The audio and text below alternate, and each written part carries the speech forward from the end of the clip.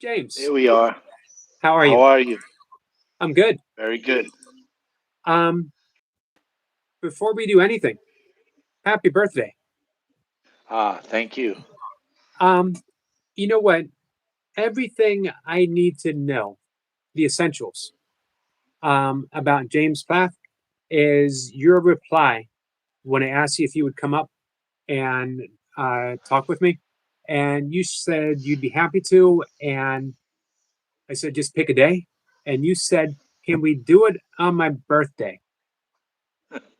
What an incredible gift that you gave me on your birthday. Thank you so And much, you my to friend. me.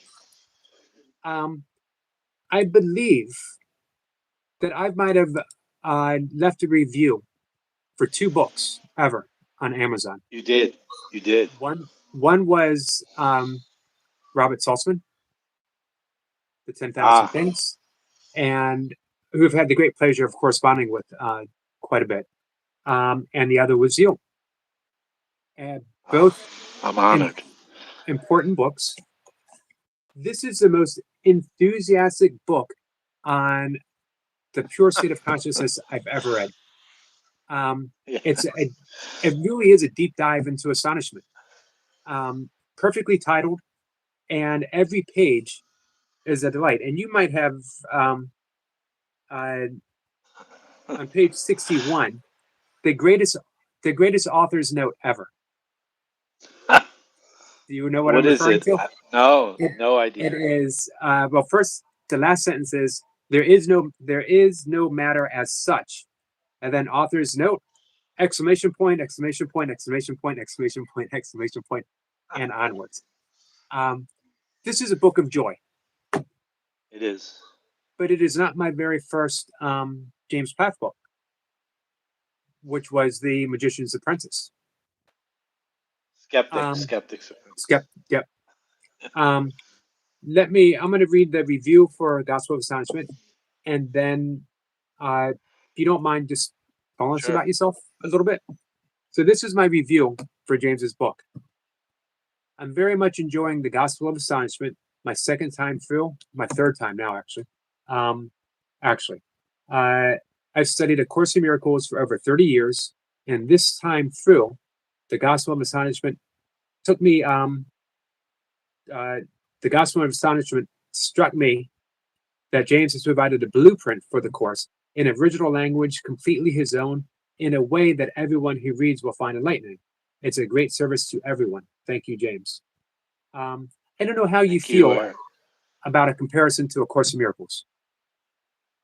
It was a big part of my journey, so it touched me when you wrote that because it was always in the background. I the person, if you remember from the Skeptic's Apprentice, Paul Harris, who guided me towards going within, he told me this is the book that he would wrestle with it his whole life. He would throw it away and then buy it again and throw it across the room and get frustrated, and it took a long time, I'm sure with you too. And in 2009, I bought it for my mother as a gift, and I couldn't read it. And then the same year, I had the shift, this amazing glimpse behind the veil, and then it still took years and years. It took medicine journeys and so much meditation, and uh, then it was like I could finally s- say I understand it. And so the Um, Gospel of Astonishment was an attempt to not only take that, but take the whole journey, like you said, enjoy and make the course a little bit easier for be a great book to read before you read the course, I think. And your review, that was in my mind, but your review said exactly that to me, that it's a nice companion. I think it could be read before, during, and after. And I know Yes. also, I also don't think you need the course because you get it here in such a Yes. lovely, lovely way. I suspect, the course has sold over 1 million copies. I suspect probably 20 people, only 20 people have actually bought it, and they throw it away and they buy it again and they throw it away and they buy it again. Right. You're right. Um, Yes. so how did you, It's how did, tough, and it's like 16 pages it over and over and over and over again, hitting you in the gut, hitting you in the face, it's just hitting you from every angle over and over and over again. But it, my, I'm going to put out a new book next year. I just finished it, very small book, so it's nice that there'll be two books, a novel about all of this, and a medicine book. And the medicine book is basically saying that without the medicine, I don't know where you stand on this. We never really talked about it, but without the medicine or a direct experience, either one, you need direct experience. So let's say you can't get there in meditation or you're fighting with it. Without that and without the medicine, um, you the book is locked. It's totally locked. Eric, I hear people in my ear. What is that? Is that the um, chat? What is that? shouldn't be able to hear the chat. I hear like conversation going on, Huh. I wonder if it's, so it's hard to talk over it. sorry, I wonder if it's an echo of our conversation. No. Uh, Oh, could it be? Could it be a lag? could be because, yeah, there's no I one, don't know. there's me and my cat, one of my cats. Okay. Okay. And she's pretty quiet most of the time. Although when she has something to say, she says it pretty loudly. Um, you're going to be able to work through. It might be the lag. Yeah, I guess I could just. It's like I could hear. It's like a conversation, but it's us. You Um, can't lower it on your end or anything, right? I guess not. no. Um, Okay, it'll be fine. do you have?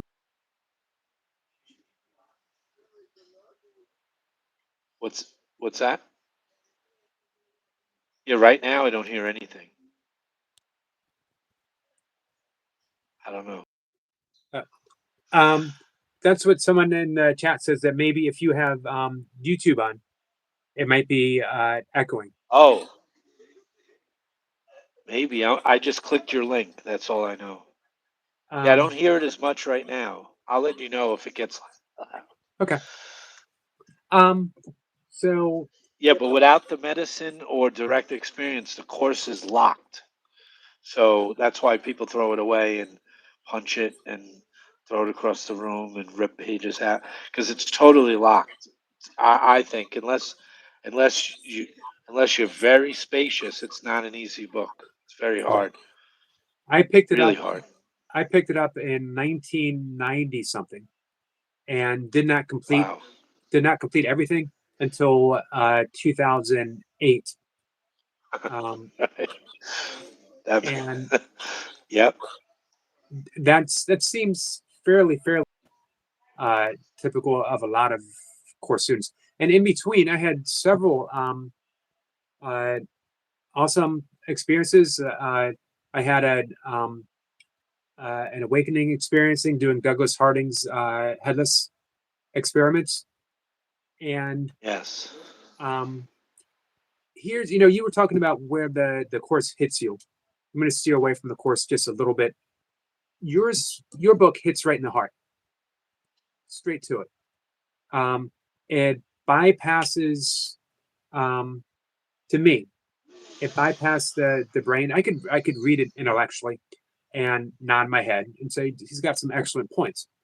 But when I read it from the heart, I just keep the word that keeps coming to mind is yes, yes, yes, yes, over and over again. Um, Yes. how did you how did you get from a skeptic, someone who has, and if you could just tell us about your time with the Amazing Randy and Yes. being a skeptic, how did you get from a skeptic to the Gospel of Astonishment? So my young, let's do like 0 to 10. I was a magical kid, very nice childhood and loved magic and robots and nature and all beautiful. Just in love with the world. Every picture when we look back, my brother's a poet and he looked kind of sad and existential even as a little kid, a 1 year old. And I was just smiling so much that my parents took me to the doctor and said, maybe something's wrong with this guy. Like, he's too joyful. So I had the joy. And then I found sleight of hand magic. And then I wrote The Amazing Randy, who was Houdini's successor.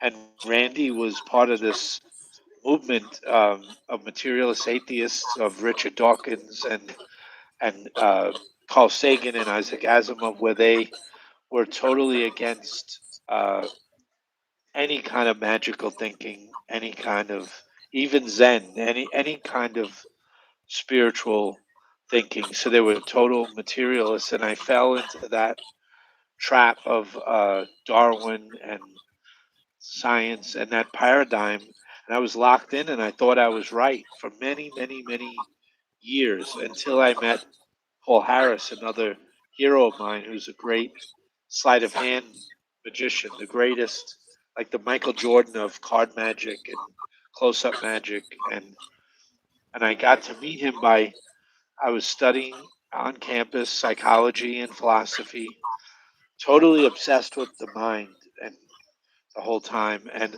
I'd wear a neuron around my neck, like a necklace of a silver neuron. It looked like a cross, but it was a neuron. And on a whim, because I didn't have the internet yet, it was like 1993, 94. I said, I'm going to go to the magic shop. I haven't been there in a year. So on a whim, I walk in, and everyone there says, we knew you were coming. And they all clap. And I said, I got upset. Like, I couldn't believe their arrogance because I knew it was just a whim. And I said, I didn't know I was coming. How could you know? And they laughed and they said, we knew you were coming today. We knew. And that really bothered me as a skeptic. And then they turned the sign around on the counter and it said, Paul Harris lecture tomorrow. And that was my idol. It was Randy and Paul Harris. And and Randy I could get to. I lived as his apprentice, but Paul Harris was off the grid, and you couldn't write this guy. You couldn't find this guy. And now he was going to be in 10 minutes from my house the next day, and I could have missed it, but within one day I showed up. So I bought my ticket, came the next day, and Paul Harris did his magic. And then during a break, I was a little shy, and my friends pushed me up to him, and I did all my sleight of hand for him. And I said, you seem to be into philosophy from your books. And he said, very much so, very much so. And he invited me to dinner that night. And at dinner, he just proceeded to take apart the whole materialist paradigm, just break it apart. Like, Randy's wrong, you're wrong. And he was so light and so kind and so almost like he was floating. And he was saying it's less books, not more books, less knowledge, not more knowledge. Everything was the opposite. I was trying to compile a library, and this guy was telling me, no, no books, no concepts. I don't know if you were going to say something. The so they couldn't have been more opposite, Randy and Paul.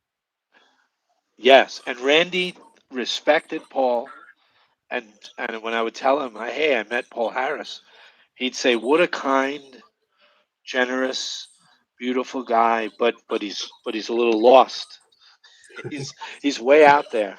And Paul would say of Randy, he's lost. So, but they both loved each other as friends. The good hearts, big hearts. Why did Paul resonate more And than Randy? well, yeah, well he was just dismantling everything. I It didn't resonate right away. I thought he was crazy.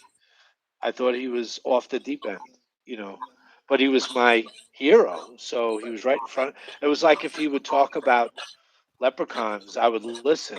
If he did, he didn't, but I would listen because it was my hero, you know. So I was just happy to be in his presence. And then he gave me his address and he told me, write him. And I wrote him years later, but his house had burned down and he had let go of everything. The California fires came, took his house, and he had let go of everything. And he was living like in a park or something in nature. And then years later, 16 years later, he put out a box set. And in the box set of these 9 DVDs of magic, if you were in the first 100 people or whatever the number was, you could go in a chat with Paul Harris. So I bought the box set and I got in the chat. And at that point, it was right when you got the Course in Miracles, like 2008, 2009. So it was almost like you passed the baton to me, and you were done with the book, and now it was going to be my book. And in the chat, we all talked magic. It was all magicians, but I wrote my phone number and I said, "You're right. You're right about there's no self. The Buddhist idea of no self. I knew there was the self was false. The construction of the monkey. I knew there was something wrong there, and I said, "You're right about that." And the chat ended, and I put my little beagle out to go to the bathroom. When I came in, there was a missed call on my phone, and I dialed it, and it was Paul. He said, "Hello, James," and he called every day since, every single day, trying to work on me on consciousness, and he taught me, don't go out, go within. It's about letting go of concepts, letting go of images. And even that day, I said, I'm so excited. I'm going to go to Borders Books. And he said, what are you going to do there? And I said, I'm going to read a book on no concepts. And he laughed. He said, that's it's not the words. It's not the words. Now he taught you meditation, right? Yes. And then a few months later, I meditated very, very deeply, neti technique of not this, not this, and Right. my girlfriend was at the movies, my dog was sleeping, and just total darkness. Uh, no medicine, just a tiny puff of a little bit of pot, maybe, which I didn't really do, so it was new, a tiny puff, and not this, not this, and I felt like I was dying, and then I was just yanked into endless love. It felt like blackness, but beyond the color black. A void, the void that I was scared of as an atheist became reality, and I was it. And I realized my mother's not my mother, my father's not my father. None of this. It's like a big play, and we're this is what we are. This beautiful emptiness, and I was able to go in and out of it, back to my room, my bedroom, back to that, in and out, and it was amazing. But the next day, of course, it wore off, so it was a matter of honing that and practicing to get there. And that's when I picked up the course again. If I'm not mistaken, and I could be, um, wasn't there maybe one final moment you took a heroic dose? That And was 4 years later. 4 years later, MDMA. I wouldn't take any psych. I had a big taboo against any of the medicines, and so 4 years later, Paul was telling me take the mushroom, that'll do it, and I was very scared of that, and so I took MDMA in silent darkness instead of a rave, where you feel oneness with everyone. I took it right. alone, quiet, totally still, and it matched the 2009 experience in 2013. Then in 2015, my friend got LSD that we called Lucy, like Lucy in the Sky with Diamonds, and I took that, and then the whole world. I watched in astonishment on hour two, matter just crumbling away. Hour three, hour four, and it was the Godhead, the total letting go of everything, and that really broke it open. and 2 years later was the first book. Do you think that that plant medicine had to coincide with meditation, and the meditation needed the plant medicine in order to really bring that home? Yes, yes, they have to be together. If you just take it, I have a line in one of the books like, "You've had enough recreation. Let's go right to creation now. It's just give creation a chance for once and forget about recreating it. You've done it enough. You've had enough of that. Stop and totally let go of everything. Like Jesus went to the desert, Buddha went to the forest. You have to go, even if it's just your bedroom or closet, wherever you go, just shut the door, shut your mouth, shut your light, shut your eyes, shut everything off, and practice that meditation. And then when you take the medicine, it really lets the monkey mind, it gives it a little sedative, and the monkey mind has like a value. And when that monkey goes to sleep, the sun comes out, and you're.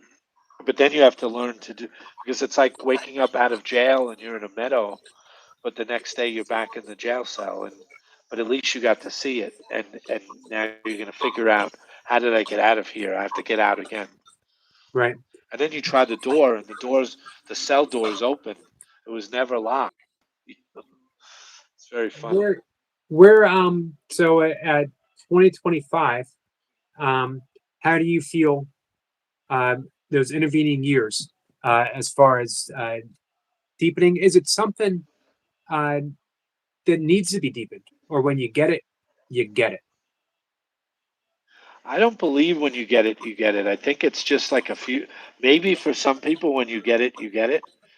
I think it's like, I think it was Sadhguru who talked about, if you came over my house and I said, Eric, jump on the trampoline with me, and we both jumped on the trampoline, and we're having fun, and you're like, yeah, but James, what are we doing? Let's talk about consciousness. And I say, jump really high, Eric. Do your highest, and you really hit it, and you go so high that you look over the neighbor's yard and you see paradise. You see something you can't even imagine. It's beyond imagination, and it's so peaceful and warm and beautiful. And then you come down. How soon will you go back to the neighbor's house and open their gate and go Right. into the yard? You have to go back. So it lights that fuse, and you'll suffer unless you know better now. You know better, and That's a and great. you'll chase it until. Sorry. No, that's okay. That's a great analogy for plant medicine on its own, because a lot of times people just want to keep bouncing on the trampoline. Um, but Right. you said go to the neighbor's yard, and that's where meditation takes you. Yes. So they Yes. go together very nicely. Um, but you sort of Yes. you can't have if you just have the trampoline without meditation. Uh, you get those glimpses, but you really don't know how do they apply to my everyday life when I'm not on the plant medicine. Yes. I love how Set setting. Robert Saltzman says, Oh, sorry. that's okay. Awakening never ends. And it's Yes. seems a lot of people have an awakening experience and glad that's done. I'm fully realized. um, but it's like you said, Yep. it's not one and done. We keep, how can it be one and done in consciousness, which is just infinite? Yeah. That's ridiculous. Yeah, it's infinite unfolding. The mountain never ends. You get to the summit, and then it keeps going, and you don't stop climbing. You keep climbing, climbing, and climbing. And once you stop and you plateau, you'll really get kicked in the ass at that point. At some point, once you get a little arrogant and it hard, it's sort of like in Christianity when they say, like, don't, I don't know, it's one of the command, I think something about no graven images, or it becomes a statue. And once it's a statue or a memory, then you're in trouble. And that's why I think a little medicine every now and then, you'll see how far you strayed from, and it's okay to stray. We're meant to stray a little bit and get lost, and then how quick can you get back home again? Can you get back home this way, that way? Can you get in through the back door, through the roof, through the basement, through, all these different ways? Stephen Hawking once said there's like 12 or 13 ways to get into his house, and he knew one extra way, like 14. And I love that as a metaphor. It's like, can you get in through the basement window, through the cellar door, through the a trap door in the yard, and you keep finding your way back home. And then once you really get it, you start to share it with everyone. You have to. I love, you were talking about the neti neti meditation that we could spend years, maybe a lifetime, not this, not this, not this, and Yes. then all of a sudden it's sort of reversed, and you hold something up and you go, oh, and this, and this, and Yes. this. It's like Yes. the Heart Sutra. Yes. That emptiness is Yes. form. We always miss out on that. The operative word being is that emptiness is form right now, and that form is emptiness right now. It's not one thing Yes. becoming another. And you stress that so consistently and beautifully in here when you keep coming back to matter, that nothing matters. There's matter is nothing. And just an Yes. Nothing amazing. mattering. Um, Yeah, that's an astonishing thing when you realize that the void that you were scared of is this. Emptiness is even empty. It's so empty that it's empty of emptiness. So if it's empty of emptiness, it's full of everything, and that's so beautiful. That in the beginning, though, and a lot of people get stuck on that. A lot of these neo Advaita people that Robert Saltzman really doesn't like, right, they get stuck on they parrot Tony Parsons or Richard Sylvester or Jim Newman. They parrot it. They get some kind of spark from it, but they get stuck in no mountain. Like first there's a mountain, and the mountain is real, and then they get stuck in, wow, I could see through the mountain. The mountain is empty. But they stay there, and you can't stay there, like you said. You have to come back to the heart, not just the Diamond Sutra, but the Heart Sutra. I loved the Diamond Sutra for so many years, and I had a friend that would say, "Yeah, but the heart is better," and that would bother me. Like, no, the Diamond Sutra is everything, seeing through the empty to the emptiness.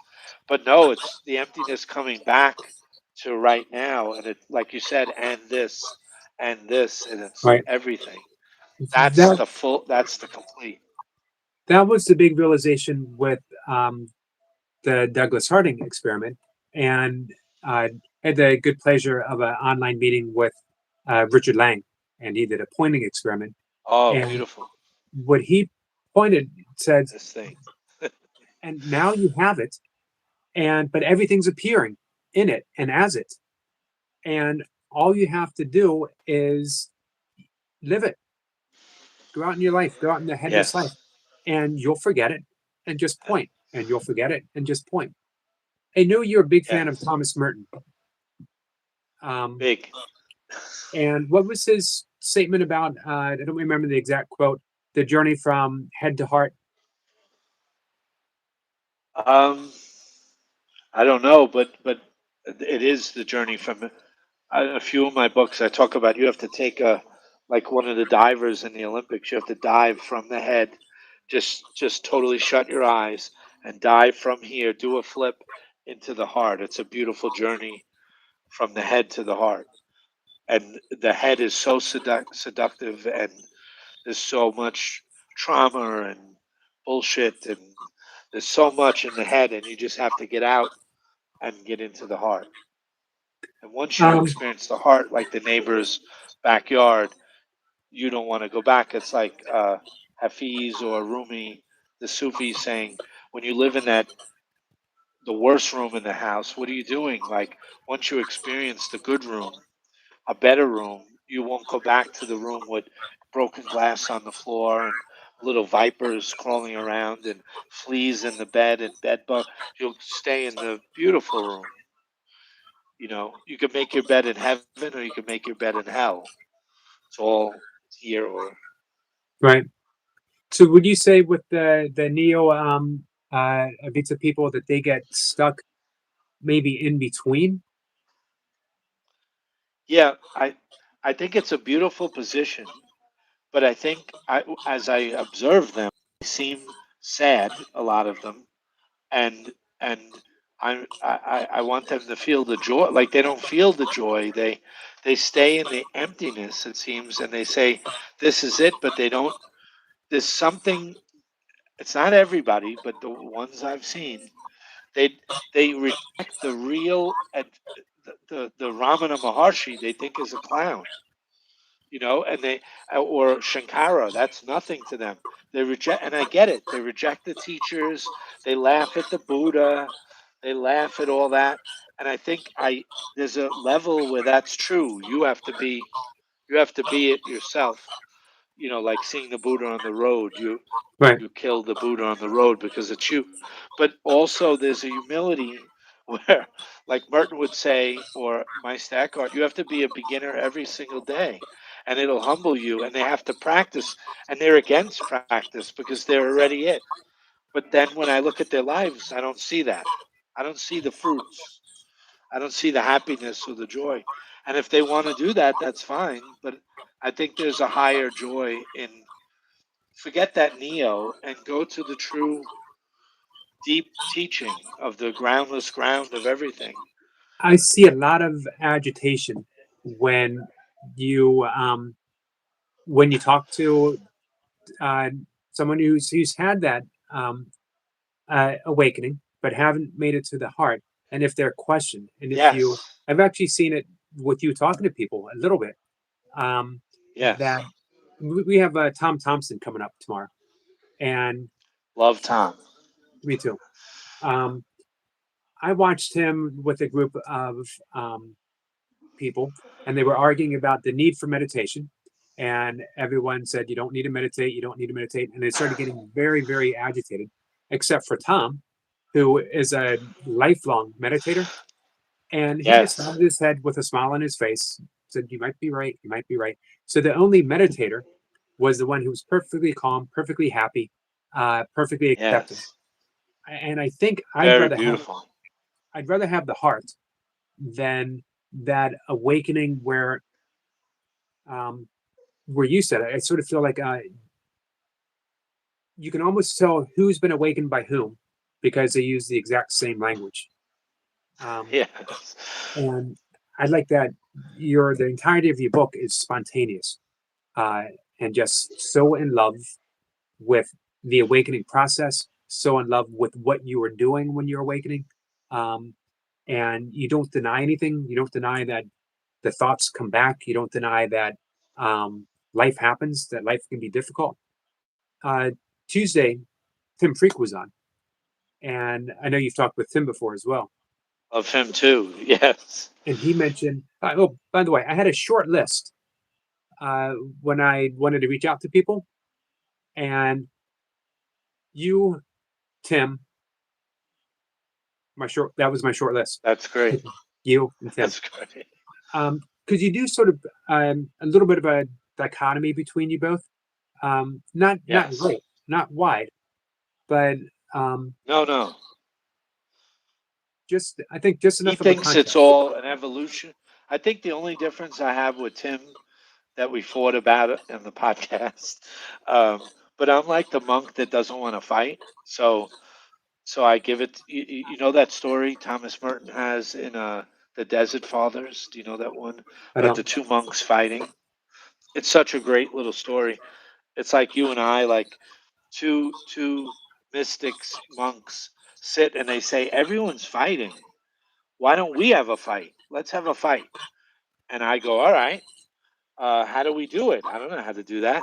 And you say, see this book, see this book, Stonehouse. They say a brick. It's sorry, a brick. See this brick? I'm gonna say this is my brick, and you say no, no, no, it's your brick, and then we'll have a fight. So I say, all right, Eric, this is my brick, and you say back. The other monk says back, have it, brother, it's yours, and there's no fight, and they just laugh. And it's just completely, so beautiful. So Tim was pushing that God is evolving and getting, and it seemed like an evolution of God. I love that he uh, doubts his own non-dual views. He's very skeptical of his Right. own views, but God is evolving and coming into being. And I would say, like you, yes, but also God's always home, and it's always awake. This thing, and then also it appears to sleep. So it's both. That's it. Um, what I what I really one of the things I love about both of you, you're not afraid to use the word God. Well, And I if you talk, hated it for a long time. I bet. I hated it so much, but I was hating myself. I was hating my own true nature. Even in the first book, Skeptic's Apprentice, I couldn't say Jesus because I couldn't stand Jesus forever. And so I said, when I woke up, now I know what the Nazarene meant. Called him the Nazarene. I couldn't write Jesus. And then my teacher, Paul, is saying, read the course. And the course is loaded with Jesus and God and the Father. And I had to cross it out and write source and absolute and change the language because it was driving me crazy. And then it took just a few years and I got over it. He kept saying, get over that, get over your problem with the language. And then you grow into it. And then by the second book that you love, The Gospel of Astonishment, I love Jesus. I love Buddha. I love the whole. I can't shut up about it. And I could say God. Gerald Jambowski, who was an early student of the course in the very, very beginning, and he wrote "Love is Letting Go of Fear," which is sort of a course primer. And he originally wanted to Yes. call it, or his publishers wanted to call it "God is Letting Go of Fear." But even after practicing the course at the early stages, and for I guess it was maybe 5+ years before he wrote that book, he couldn't bring himself to say God yet. It's just it's just a word, but so loaded. And then once you can say it, you want to watch what you say because you think of the you that's out there that's listening and struggling the way you were, and you don't want them to run away. So you don't want to upset them. So you have to watch your language. That's why I used pure imagination, because pure imagination a skeptic could listen to, even though it sounds crazy that there's this pure imagination, imagining a world and then getting lost in its own imaginings, and that's the people, and then you have to wake up from that, and you wake up to. But at least it took all that baggage out, you know. Right. So it's Um, how big do you want to how the net, you know? Do you want to get the skeptics? Do you want to get the materialists? Then you have to watch your language. I wonder if you, in your book, if you're actually truly trying to get anyone, or if it was just your heart burst open and you had to say what you had to say. People would get I it, think it was that. Yeah. or people might not get it. Um, as I mentioned, it's the single most enthusiastic book I've ever read in my life, and anytime I read it, like I said, for the third time, it's brand new each time. Hey, I think I'm James, getting for how many exclamation points I used. Because it's so um, joyful, but that's the truth, and that's what I want to pull the neo Advaita people to is that it could be joy. You don't have to be sad sitting in the emptiness. You know, you can come back, like you said, to the heart and the love, and that's the real. You have to return from the desert. right, Thomas Merton said that. He said the wise go to the desert because that's where God is, and there's no one there, so it's quiet, and you can realize. But then you have to return. You could stay there, but the fun is it's the whole battle between the arhat and the bodhisattva. The arhat stays quiet in the cave, but the bodhisattva opens the door for everybody, even right. though they know everybody is one. I love I love Jim Newton. Just using him as an example, I like his teachings. I don't imagine what I would ever say to him if I had dinner with him. He's a Um, lot of fun. is he? Have you talked with him? No, No. no, I I would love to, but it's like a who's on first. It's a lot of fun. right. It's I, Abbott and Costello's routine, back and forth. Nobody knows. Well, I want what you have, but I don't have it, and it's this language game. And I think that could frustrate. I get it. I get it frustrates the seeker. It suffocates the seeker, but it could also turn off the seeker. And I've watched seekers. One guy was my favorite. Alago, I can't remember his name. You might know him. He's an Indian doctor, a real smart guy. And he wanted this, he wanted to be realized. He wanted to realize this. He would ask all these Neo Advaita teachers, and they would say, there's nothing to realize. No one knows. And that's, that's not useful. I don't think right. it's useful. And it's like a Zen master giving a tricky cone to somebody or a riddle and keeping it for themselves, or the shaman that keeps the medicine for themselves. Give it, and you don't have to. But I get it. There's always going to be the one that plays the game of hide and seek. I Sure. have it and you don't. I just imagined dinner with Jim would saying, "Pass the salt," and he would say, "There is no salt." Can you Exactly pass the like that. potatoes? There is no potatoes. Yeah. I'm Um, choking on the food. Give me the Heimlich maneuver. Heimlich never existed. There is no maneuver. You're not your biology.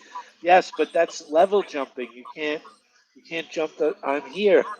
right. There's And a piece of steak in my throat. I know you're saying it the same as me with great love and respect for Jim. Um, but I Yes. just Yeah. Totally. I for me, um, I love the realization with the heart. I could feel it in you. That's why we were brothers immediately. I Like you appreciate you that. had the heart. It was like we could finish each other's sentences. It was that. Um, do you mind if we dive in the conversation and people have some questions for you, maybe? Sure. I have plenty of time, so I'm here until you say go away. We're It's my normally good. birthday. It is your birthday, and I saw it. I got your. I'm going to watch your podcast later today. That's going to be my gift to myself. Is watching you a conversation. I love visiting uh, your podcast. It's absolutely amazing. I love the Ah, questions that you ask. I love the three M's thank you. that you ask people. Yes, Uh, I kind of dropped that, but I have to bring it back. Yeah, um, it's a good keeps my mind on those three. I bet you have your own three M's: I have two of yours. mystical. Which I had one? my own plant medicine experiences. I wouldn't mind having a do over. Oh, medicine. For me, the medicine came in the form of Grateful Dead concerts through the 1980s, um, and great experiences without a whole lot of context behind them. I wish I had a guide. I wish I had someone who Yes. could have steered me in the direction. Um, and I've been meditating since early 90s. Um, and so for me, meditation and the early stages with the medicine showed me that what you say in your book, nothing's solid. A solid anything is impossible. Direct quote. Solid Yes. anything is impossible. Um, so Matter. Another M. yeah, yeah, And then maintenance is the big one. Once you see it, you want to maintain it, and that's a big one. That's why the course lessons are great. Even though the Neo Advaita would laugh at that. But right. you do those lessons and you maintain. And like you do, you go in nature and you practice and you practice. There's the old joke, you know it. I'm from New York. How do you get to people come up to you, how do you get to Carnegie Hall? And you say, practice, practice. That's the, Before we do the questions, uh, we mentioned Robert Saltzman uh, earlier. Robert, um, I remember your very first interview with Robert that had a little contentious moment or two. Um, with And my friend RJ. yeah, I, but Robert was a huge help for me, um, in Yes. just accepting how things are right now, not bypassing, Yes. not, uh, you know, if like as Tim said on Tuesday, sometimes life is hard. That doesn't deny the joy. Um, it's Yes. having joy while life is hard. Um, I went through that I was a caregiver for my father, and I was there. I held his hand, uh, his very last That's moments, big. and um, seeing uh, my father slip away, but enter this complete stillness, and at once at the same time. But in your recent interview, and Yes. I didn't quite finish with your recent interview with Robert, um, he seems uh, very heartful now. He seems like he's. Uh, Yes. I was wondering your impression, your second time interviewing Robert. Yeah. I think yes. I think he's always heartful, but yeah, I think he showed it more there, and I think in the light of AI, um, which I thought he was going to be more positive about. But I had read the book on AI that he wrote on Claude, but then he came up with a second book right after it, this giant book on the self, and he went against what he said in the book. So I was prepared one Robert, and then he totally went against it, and he went more to the, like you said, the heart. Like the computer doesn't have that heart, and you know, yeah, I think what I love about Robert, he's what Miles Davis would call. I'll just use the letters, an MFer, a real MF. Like Right. he's very serious, like the Amazing Randy, like anyone who gets to a summit of whatever they do, they get to that summit. He's one of them, and he's not. He's tough, real tough. Yes. He's tough at the same time. Uh, he did the same Smart. thing as you. Yeah, he asked me to post my review of the 10,000 things because he's like, you really get it. And one of the things that I said is, it Yeah. might be, people might not notice, but Robert is talking about compassion, Yes. Yeah. loving yourself in the difficult moments, not bypassing them, not putting your head in an enlightened sky Yes. and saying nothing happens to me because there is no me, but And that saying upsets people.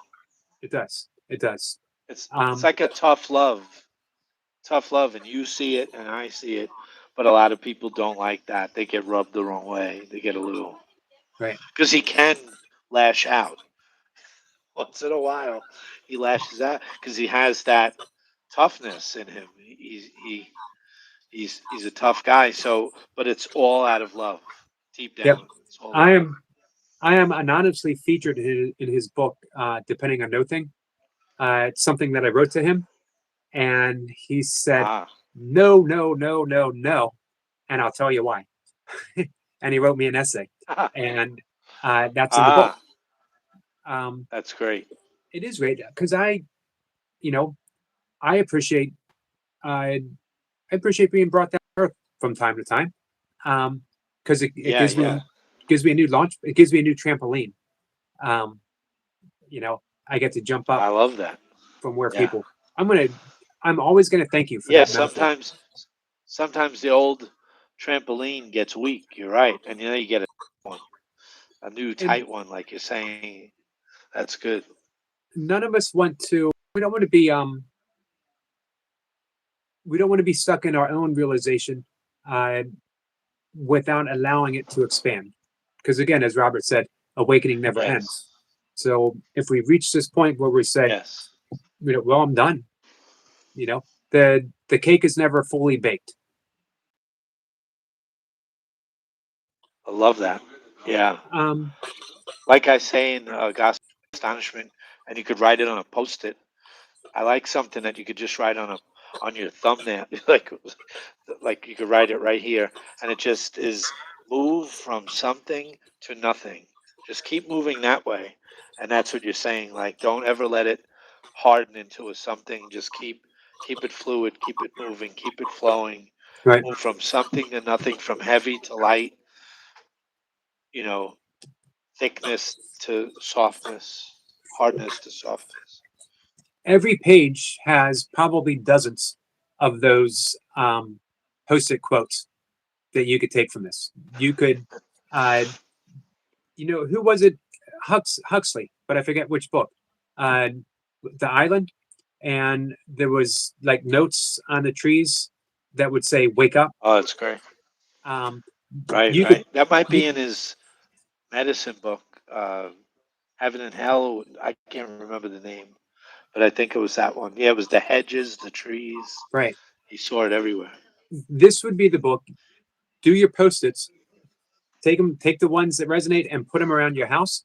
And because I did this the other day, I told people pick a page, just pick a page, and Yeah. it doesn't matter where. Um, Page 188. Um, Until the world is totally let go of, there will be pain. There will be pain. Release it. And that's basically what we were just saying with Robert Saltzman. Not denying pain, release it. Work Yes. work through it. Love yourself through it. Yes. You can cradle it. You can, like they say, hold it like a baby, face it. Yeah, don't deny it. Don't don't do nothing wrong with Jimmy Newman, but don't deny it. Like Right. look at it. Like Newman gets it and Tony Parsons, but there's so many parrots that are just parroting it, and Tony seems happy and so does Jim and maybe Richard Sylvester, but after that it starts to get murky and weird, and they should come to the heart. But I wonder, I'll ask you a question. Why don't they? Why is it a laziness? Is it what is it that they don't want to meditate. They don't want to sit under a tree. They don't want to climb a mountain and be quiet. They don't want to turn off the world. What is that? I think the first thing that came in mind, they wanted it so badly.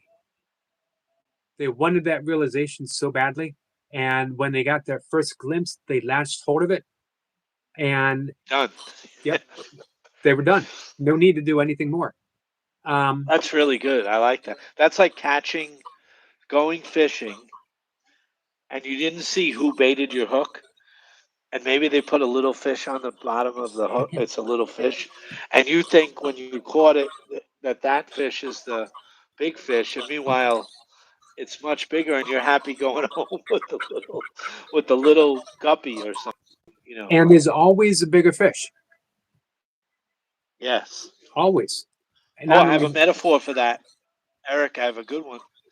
My friend that you know that went at it with Robert Saltzman over Schopenhauer, right, uh, RJ.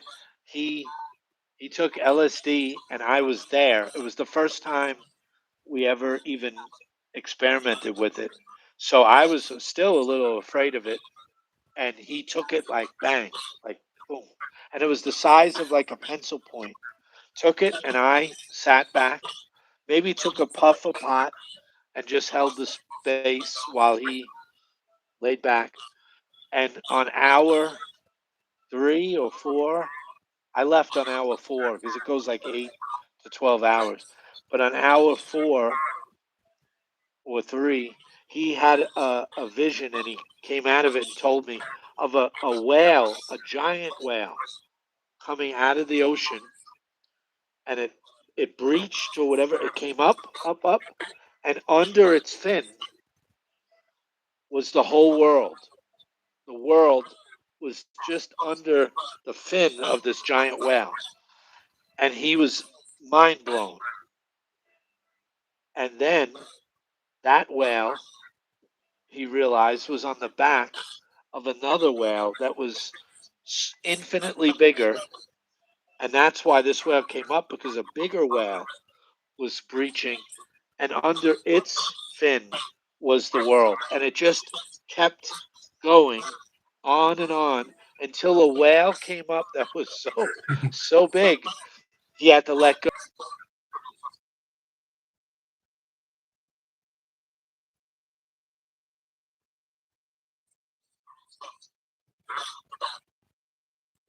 I think I said that's There, go back. infinity because it was fin after fin, infinite fin. It was just perfect.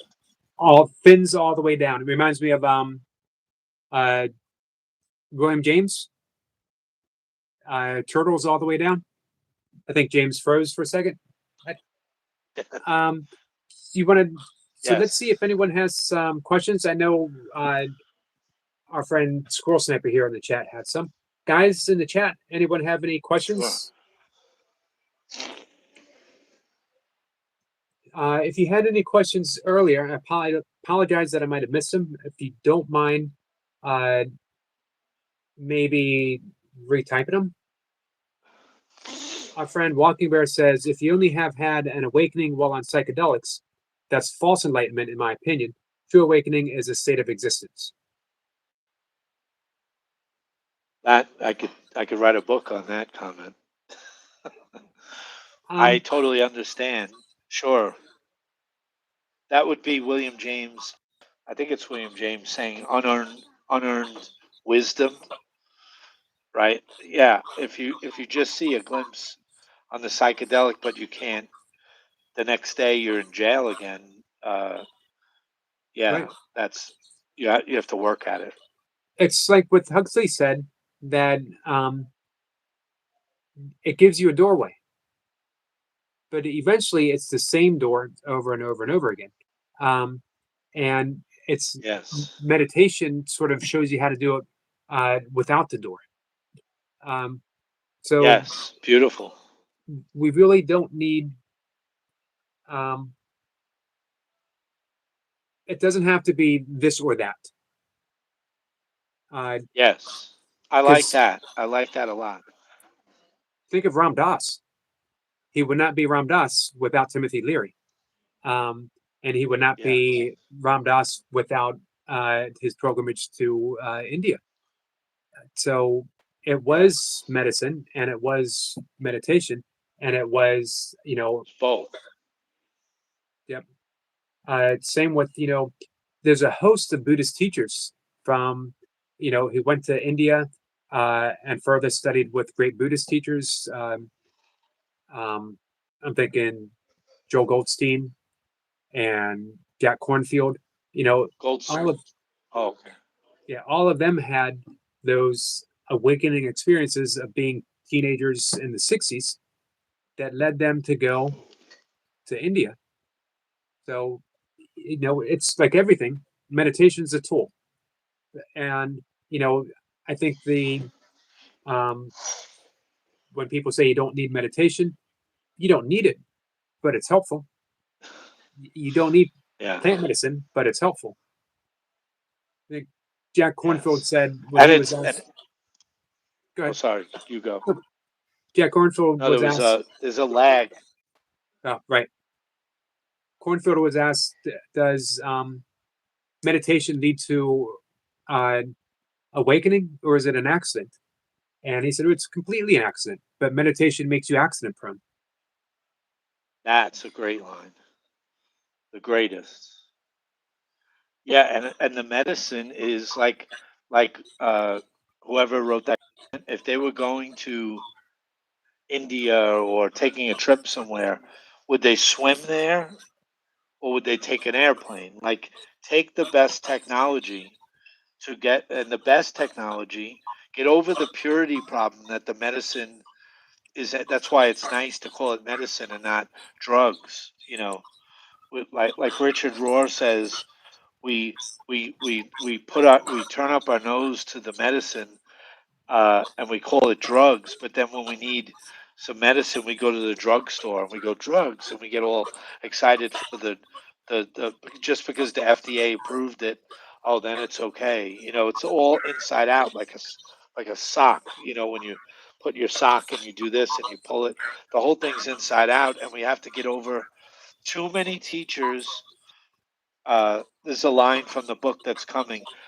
Too many teachers, I mean, really great teachers that are there right now, take the medicine, find themselves, hone it in a good way, but then they take the medicine, like climbing a ladder up on the roof, and they take the ladder and they pull the ladder up onto the roof.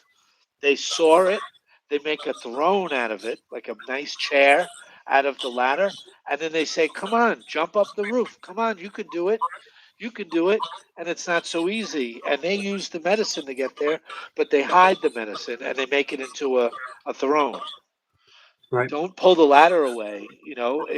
Sometimes what's wrong with a ladder? There's nothing. We got to get over that taboo. Agreed. I'm glad you mentioned Richard, by the way. I think he is the heir to Thomas Merton. I agree. And you know the story he tells about driving past Merton's when he graduated, I think? Huh.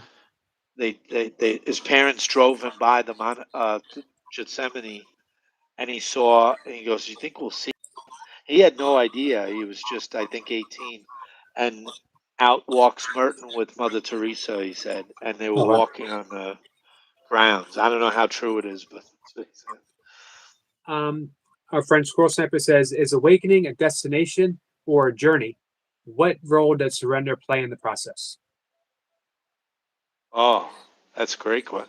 I'd say surrender is everything, but it's fun on the journey. Like you said about my book, you could make the journey miserable, or you could make it fun, like a what do you call it?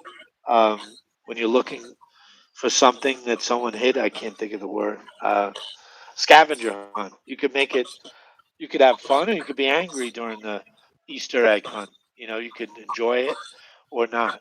And and if you loosen up and you see it like a divine play, and you look under every stone and look, it could be a little more fun. But the suffering also is good because it prods you back on the path. You need, like Hafiz, the Sufi, said, sometimes suffering has to hang you upside down and shake the nonsense out.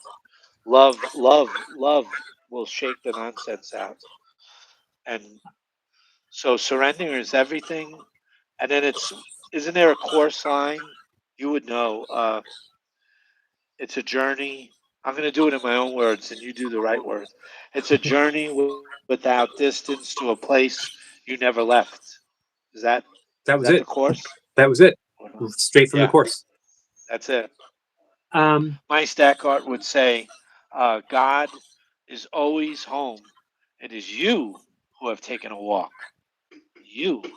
So I like, as you know, at the end of that book, Gospel of Astonishment, I do the prodigal son, and that'll answer, uh, was it Squirrel? yep. Squirrel Sniper. Squirrel's question. Squirrel Sniper. Oh my God. Um, Squirrel Sniper's question. The prodigal son is such a. I do a non-dual spin of it, like there's just get over the language if you don't like it, but there's the father and the two sons in the kingdom, and the father says to the sons, "Do you want your inheritance now or later?" And the one son says, "Father, I have everything right here. I'm already happy. I'm staying right here." And but the other son says, "Give me the money," and takes the inheritance and goes out. And it's wine and women and song or whatever he's doing, and he's spending it having lobsters and fun, and really going on a hedonistic journey. Like William Blake would say, the road to the palace of wisdom is paved in excess. So excess all the way, and you're on the journey. But at some point, the son is so poor and so sad, and his clothes are in tatters, that he's envying. He becomes a pig. He's feeding the pig slop to eat, and he's envying the pig slop. He wants the pig slop so bad. He's starving, and he realizes, I have to stop going away from the kingdom. I have to make a turn, like in Plato's cave. You have to turn away from the shadows to what's making the shadows, the light behind you and the figures. So he makes a turn, and he starts to walk home, very sad, very rejected, very full of anxiety, full of monkey mind. My father will hate me. My father won't accept me. I blew it. I'm so stupid. I'm such a jerk. And the father steps out of the kingdom at the gate and just looks with joy, and all metaphor, of course.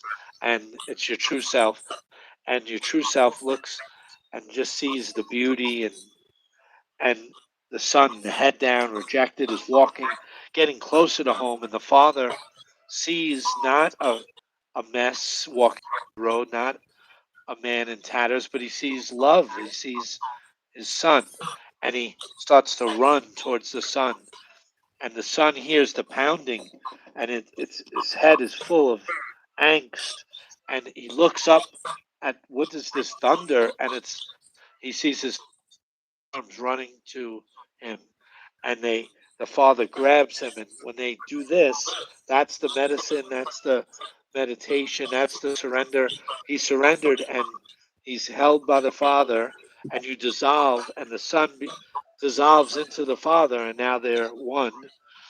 And the father says, a feast, prepare a feast for my son, and give him new clothes, you know. And the other son steps out, and once you step out of the kingdom, he's a little vulnerable, and he says, what about me? Because he stepped out. And the father with love turns to the other son and says, you already have it, you've always had it, but your brother left on a journey, and he was lost, and now he's found. He was dead, and now he's alive. And they all go in, and it all becomes, so it's a journey from one into two, and you go out and you get lost, and it's a journey of pure imagination out, and the journey back is a pure imagination until you come back. It's all pure imagination until you come back to the heart. So beautiful. It is beautiful, beautiful metaphor. Nisaragata had a line about that as well. Uh, Love. I can't think of it. Hopefully, you might remember that. Love is knowing I'm not, no, maybe wisdom is knowing I'm nothing, and love is knowing I'm everything, or Yes, vice that's it. versa.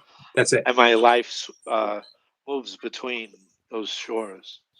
So that's the journey, moving between those shores. Yeah. Yes. Let's see,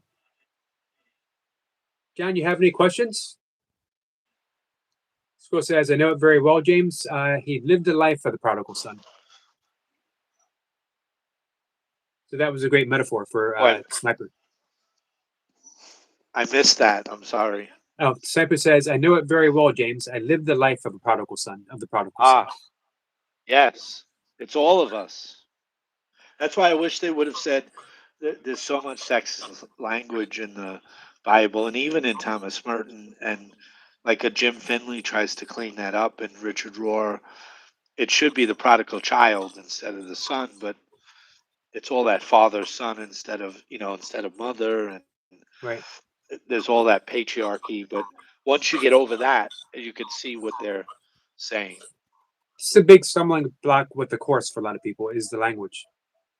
Um, Yeah. and some people, I forget her name.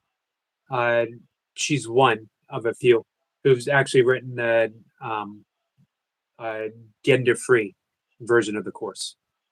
Oh, I didn't know that. That's great. Let's see. Copyright is up, right? I heard. So maybe they could print different versions where you can actually take the. Yeah, it'd be great to take the gender out and just like Jesus said in the Gospel of Thomas, when you're not male or female, in or out, up, not down, all of that, then you can enter the kingdom. No duality. Right. Um, let's see. Another question from Cypher. How does the ego dissolution from psychedelics compare to the dissolution of self in a non-drug induced awakening? I say, and this might be controversial, but I say they're exactly the same thing. Only, I mean, on a psychedelic, you might vibrate more. It's very powerful. It depends what you take. MDMA is very, if you can get pure MDMA, it's very soft. It's whatever you think Jesus is. It's very just love and so soft. You won't have a bad journey on it, most likely. But if you take something like LSD or mushrooms or DMT, it's just a rocket, and you'll feel the turbulence and it's like the movie Interstellar when he breaks through the and he it breaks through into silence at some point in the movie. It was so silent that they asked to project their guy in my theater. They thought the film broke because they couldn't stand 3 seconds of silence. They raising their hands, but yeah, I would say it's the same space. The space is this. It's like you want to go to Hawaii, and Hawaii is enlightenment. Hawaii is the next door neighbor's yard. Hawaii is paradise, and you want to get ready. So you make a map. You get pictures of Hawaii. You read stories about Hawaii. You read stories about who came back from Hawaii and what they brought, and photos, and you sing songs about Hawaii, and but the medicine will bring you. You'll wake up in Hawaii, and you and then if you do it without the medicine, first of all, good luck. It's very hard, but if you can do it and you get lucky, uh, yeah, that I think it takes a lot of luck to get there without the medicine. If you're ready, spacious, and you really surrender, you can you can do it. But I highly recommend one medicine journey just to show you that show you what Hawaii looks like, so that when you ride by on the boat during meditation, you go, "That's it. I've seen it. I've been there. I know it." You know, but What that's just me. what role does either uh the medicine and meditation, what role do they play in your life now? Less medicine now. You start to. Um, it's like taking the training wheels off. You start to ride, and then you take your hands off the handlebars and you say, "Look, ma, no hands," and you're able to do it. It's all about maintenance, and and once you start doing that and trusting, and you could do that without the medicine, you start to get smacked around by life, like things come. But now you start to recognize you don't get involved in the drama anymore. You see it as a lesson. Smacks you in the head, it takes your feet out, it pulls the chair out, but you don't take it personal. If you don't take it personal, you can see that it's all just like slowly waking up in a lucid dream, and you start to realize it's all you. But it really helps to take a little medicine and dissolve. It depends how many veils are there and how thick. I was so far into the materialist paradigm that I needed the medicine, but the first time was no medicine. So when you're ready, it's like Hamlet, Shakespeare as Hamlet say, ripeness is all. You know, if you're ripe and you're ready and you're lucky, you know, it's tricky. I think it's different for everybody. Um, Thank you, Kat. Our friend Soul Stars Production says, how does self leadership or self direction come into play in terms of personal development and expansion of consciousness without a self? That was great. First of all, the name is great. What was the name? Soul what? Soul Stars Productions.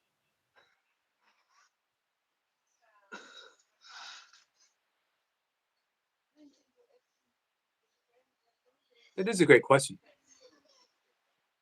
Can you just repeat it? You froze. Can you do it one more time? I'm Yep. sorry, Eric. How does self leadership or self direction come into play in terms of personal development and expansion of consciousness without a self? I would I would say that's a very tricky question. I would say like Elvis had a favorite book, and it was The Impersonal Self, Good book, too. and you want to be that. Like, yeah, very good book. He would give it out to everybody in girls would hit on him sometimes, and he would say backstage, I'm not a man. I'm a force. I'm a force." And he was trying. You know, he was really trying. So I would say it sounds like the question is asking how to. It's a tricky question. How How I would just find the true self. I would turn the whole thing to there's a false self and a true self, and you want to identify with the true self and not the false self, and then it won't lead you wrong if you stay with the whole problem is we misidentify and we think we're the false self, and we read self-help books and try to have self-knowledge, and it's find the like in the Upanishads. I think it's the Upanishads. There's the little bird, and it's doing all this stuff and making a nest, and it's so busy. But behind that bird is another bird that looks just like that bird, but it's totally still, and it's observing that bird, doesn't move, and that bird isn't aware of this perfect bird here, and that's your true self. And you want to just switch, bring this into the foreground, and bring that into the background, and that's the whole thing is that shift from the little busy bird of little self to the true self. I like that. Do you remember that Uh, story, Eric, with the little bird that goes around the mountain? no, Really good. Little was bird it? going around the mountain. I think it was a Robert Adams story. Little bird going around the mountain. So it's the little self, and it's trying to figure things out, and it starts eating some grapes and things, and then it start. The only reason it moves is suffering. It gets some bad grapes, like so it suffers, and that's just like us, like a bad relationship, a bad first car, a bad time in college, whatever it is early on, and then we move, and it moves up the mountain.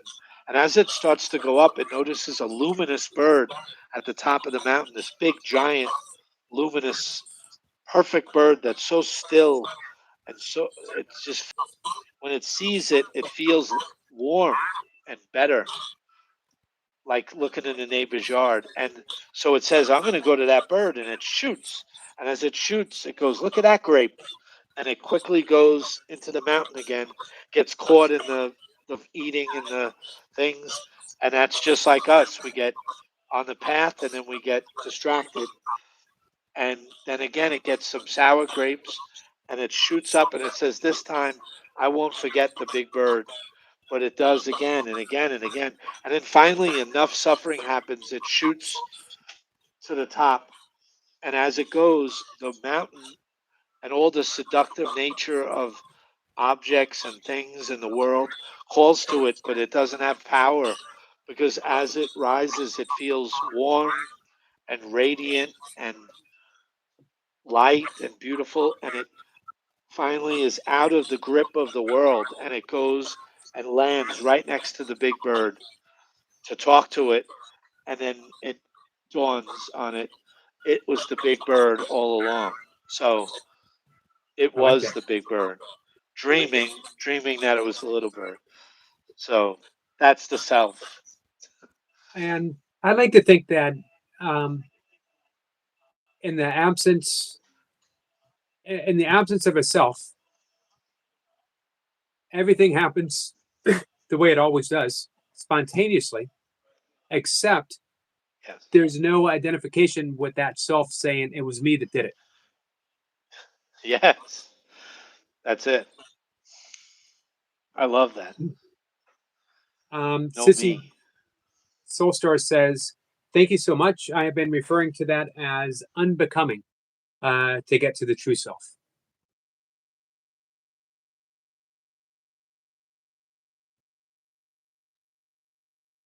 World or unbecoming. You there? Unbecoming, just for a second. Hey, Maddie. Uh, unbecoming to get to the true self could have been a line in your book. It's a really good. It's a really good line. Yes. Sniper I love says, that. Your ego will never acknowledge your gut instincts. True. Yeah, it just wants to sabotage everything.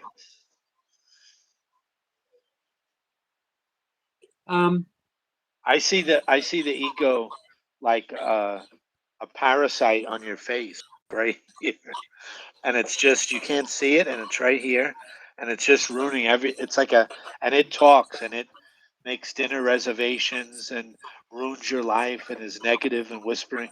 It's always right there. You know, you got to get beyond the parasite. So a little medicine will get the parasite to come off, or meditations. You need something to get the thing off. Or you could see it, like in the book, as the VR goggles of this fake world, but they're not on your head. They're built behind your eyes. So the VR is built inside your mind. You have time and space in this whole. It's like being born inside a flight simulator that a pilot uses to learn how to fly, but you're born in the passenger seat of the flight simulator because your mother and father are pilots, and you're born in the seat, so you grow up thinking you're in the air, and you're thinking everything you see is real, and you don't realize that it's a simulation, a dream. right. Um, You're so locked in. I want to touch base on along that theme. So one more question, and then if you could uh, finish the talk, I'd like to hear your view on because we get asked this a lot. What is the ego? But before we get there, our friend William says, "What do you say about eating animals?" I know I spent about 10 years or so, my heart broke animals. And I remember I was driving across the US from New York to California, which is a great road trip if anyone could do it. And I was driving and I noticed the sky went black. I was in Texas. And all of a sudden in front of me, the whole sky, it was like black. And I was like, what is that? And when I got closer, it was cows, black cows all together.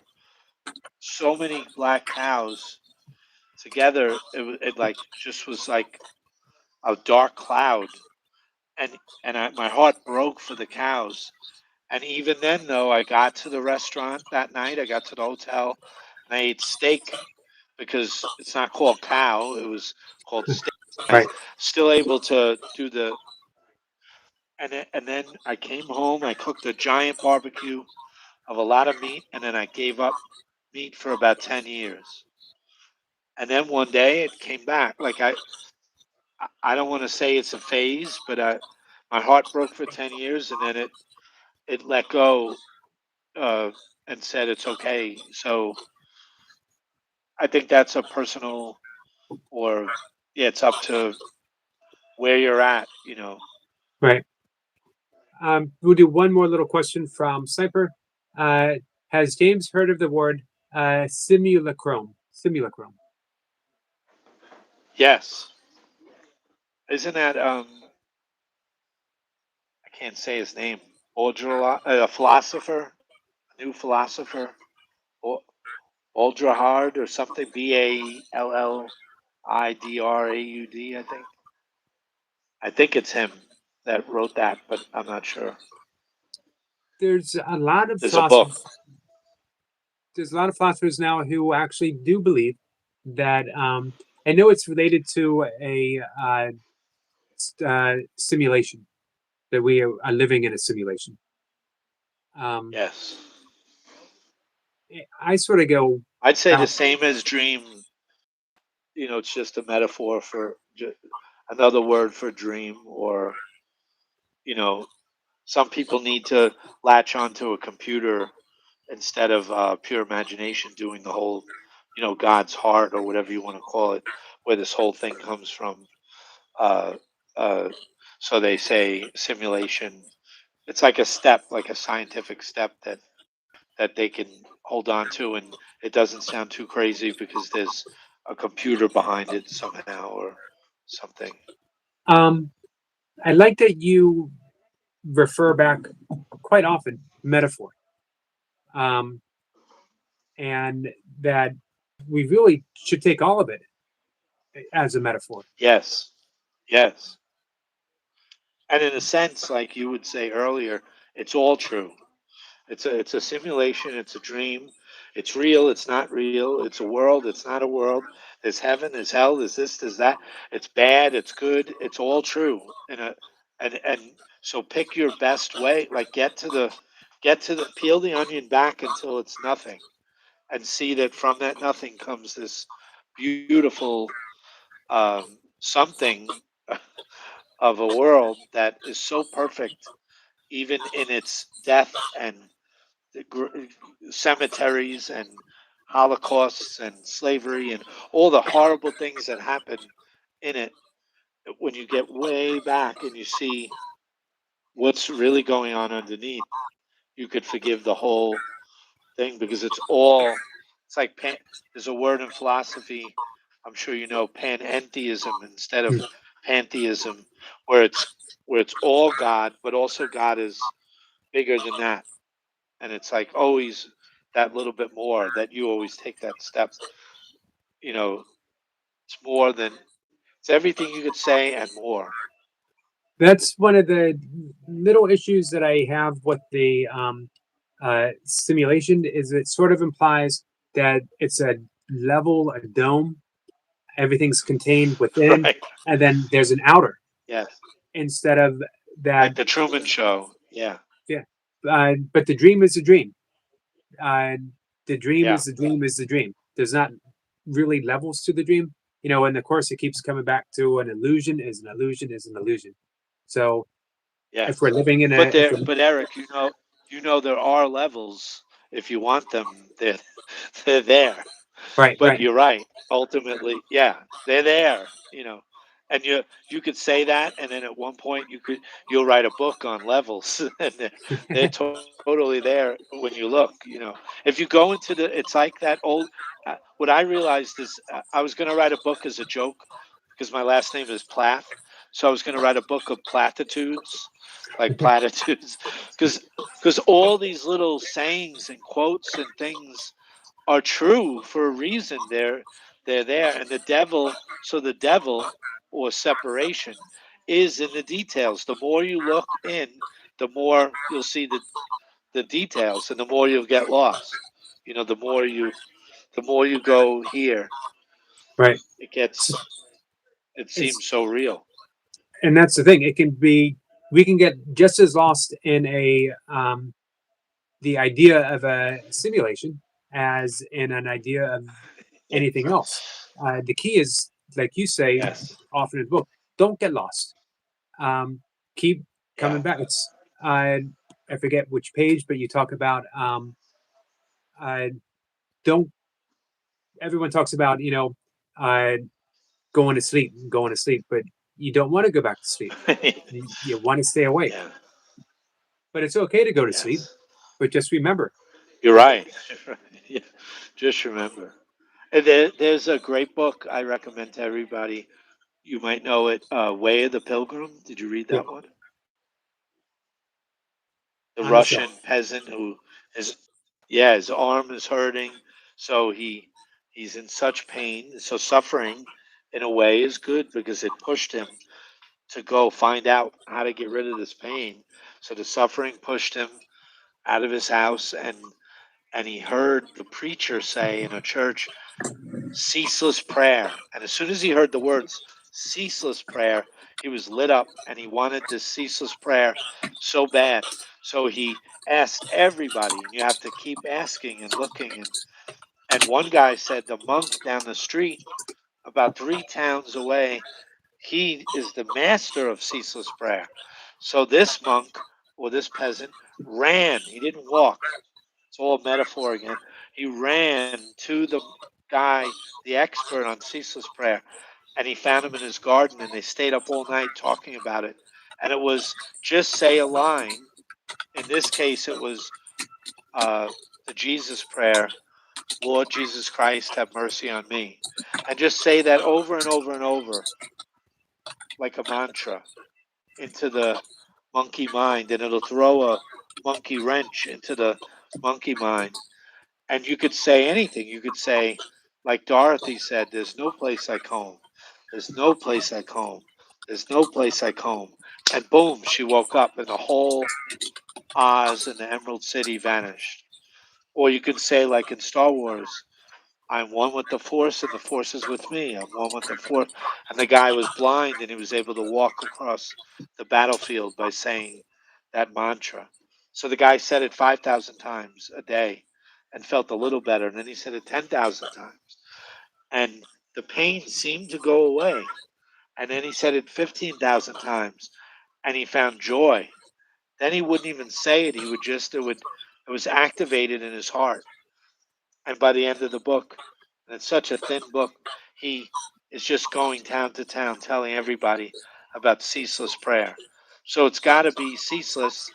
And when you stop, like you say, you don't have to do it. You don't have to, but you'll get kicked in the ass. Right. It's like It's a nice built-in thing. it's like Camus' Sisyphus, that in that endless Yes. repetition of the boulder, eventually Sisyphus wrote a book, the joy of bouldering. Um, he found great joy, and Yes. I think that could be a James Plath book, the joy of bouldering, finding joy in the Yeah, I endless love that. repetition. Um, Yeah, he loved the sun on his back. Even though the rock would come down he learned to love the sun, feeling of the sun on his back, the feel of the boulder as he pushed it up, even though it's so good.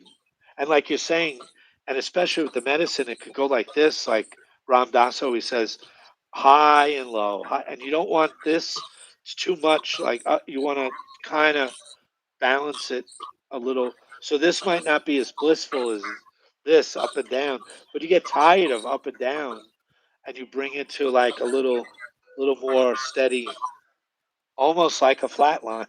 right. Um, Yeah. hey, farming senator, my friend. Um, so if we could end everything, this is a big topic we talk about quite a bit.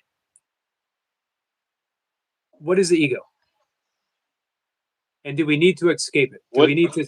What is the ego? Do we need to get rid of it? Do we need to suit up and destroy the ego? it depends again, it's just like the prodigal son. It depends where you're at on the path. On you if you're just leaving the house and you're on you got to find where you're at, like read the prodigal son and see where are you still heading far out, are you envying the pig slop when you used to eat feasts in the kingdom, are you envying the slop, are you sad and way that way, or are you on your way back? Because when you're on your way back you're laughing at what the ego was. It was just blocking your, it's like mud on your glasses and you got to wipe, you don't have to wipe them, but you're not going to see that well. So when you clean the mud off, you can see. So the ego could be like the Zen masters would say, it could be like a tiger or it could be a tame tiger that you can keep on a little thin leash or even let go and the tiger sits with you and you, that's why we love pictures of a Zen master, a Buddhist monk petting a tiger and kissing a tiger right on the lips because the tiger is tame and the ego is like an out of control butler or a calm butler. Like it's a personal assistant that wants to fuck your whole life up, or a good personal assistant that puts nice fresh pillows and sets your bed beautifully and says all is well. So it's that, and don't identify with it. Um, Yeah, to a mask, yeah, and mask. sometimes a mask in social conventions is can be handy Yes, true. as long as we don't fully we put on that mask and say, and I think that's the problem. We put it on and say, oh, that's who I Yeah, am. yes. Like Rupert Spiro's great version of the guy who goes to play King Lear or whoever he plays. I think it's King Lear. And when he leaves he plays King Lear, but when he leaves the theater, he keeps the makeup on and he thinks he's King Lear in Ohio. And he walks across the U.S. thinking he's the king. And that's not going to go over that well in Baltimore or New York or any other. So he gets knocked around until he walks into another theater by accident, and they take the makeup off and the crown, and he realizes he's just Eric or James or whoever, and that makeup room is meditation or medicine. That meditation will take the makeup off. Awesome. Yeah, we fool ourselves. We have a hallucination that we, just like when you have hallucination that there's snakes on the floor, but they're not on the floor. They're all in your mind. It's the snake in the rope. You walk in at 3 in the morning, and the snake on the floor is ready to attack you, and you put the light on like illumination, and the snake is really a rope. It was always a rope, but in your mind it was a snake, but it was never a snake. Um, we might have to save this next one for another conversation. And if you don't mind coming back sometime, I'd love to have you. Sure, I'm fine. Anytime. Um, Bill Gov2 says he wants James to talk about Richard Rohr's story about the meaning of Yahweh. I don't know if you know that. Oh, yeah, I do. Do you know it? I don't know it. It's a good Yeah. one. How about It was a that'll be our closing. If you could tell that sure. story. Um, great question, Bill. Um, I think it was a little Jewish man. I can't remember, a rabbi maybe, and he was speaking for a whole room of PhDs. You know, all doctorate people, and he was talking about what it means to take the Lord's name and God's name in vain. And he said, it's not to say God damn it. That's nothing. Like it's not God damn it. It's to say God and make it like a little, like trot it out when you want, like a little pocket Christ or Buddha, that like not, don't give it the weight of what you're really saying, and just say it lightly. That's taking God's name in vain, because you're just saying it so lightly and so out of context. So he says that's why Yahweh is never supposed to be spoken, the true name of God. And then he takes it back to the syllables in Yahweh. It doesn't really use the tongue, like, so it's really just the breath. And it's the Yah is the in breath, Yah, and then the way is the out breath. So it's Yah and then way, and that's where it comes from. It's never supposed to be spoken. It's just the breath. And that's where the name of God comes from. And he starts to do it into the microphone.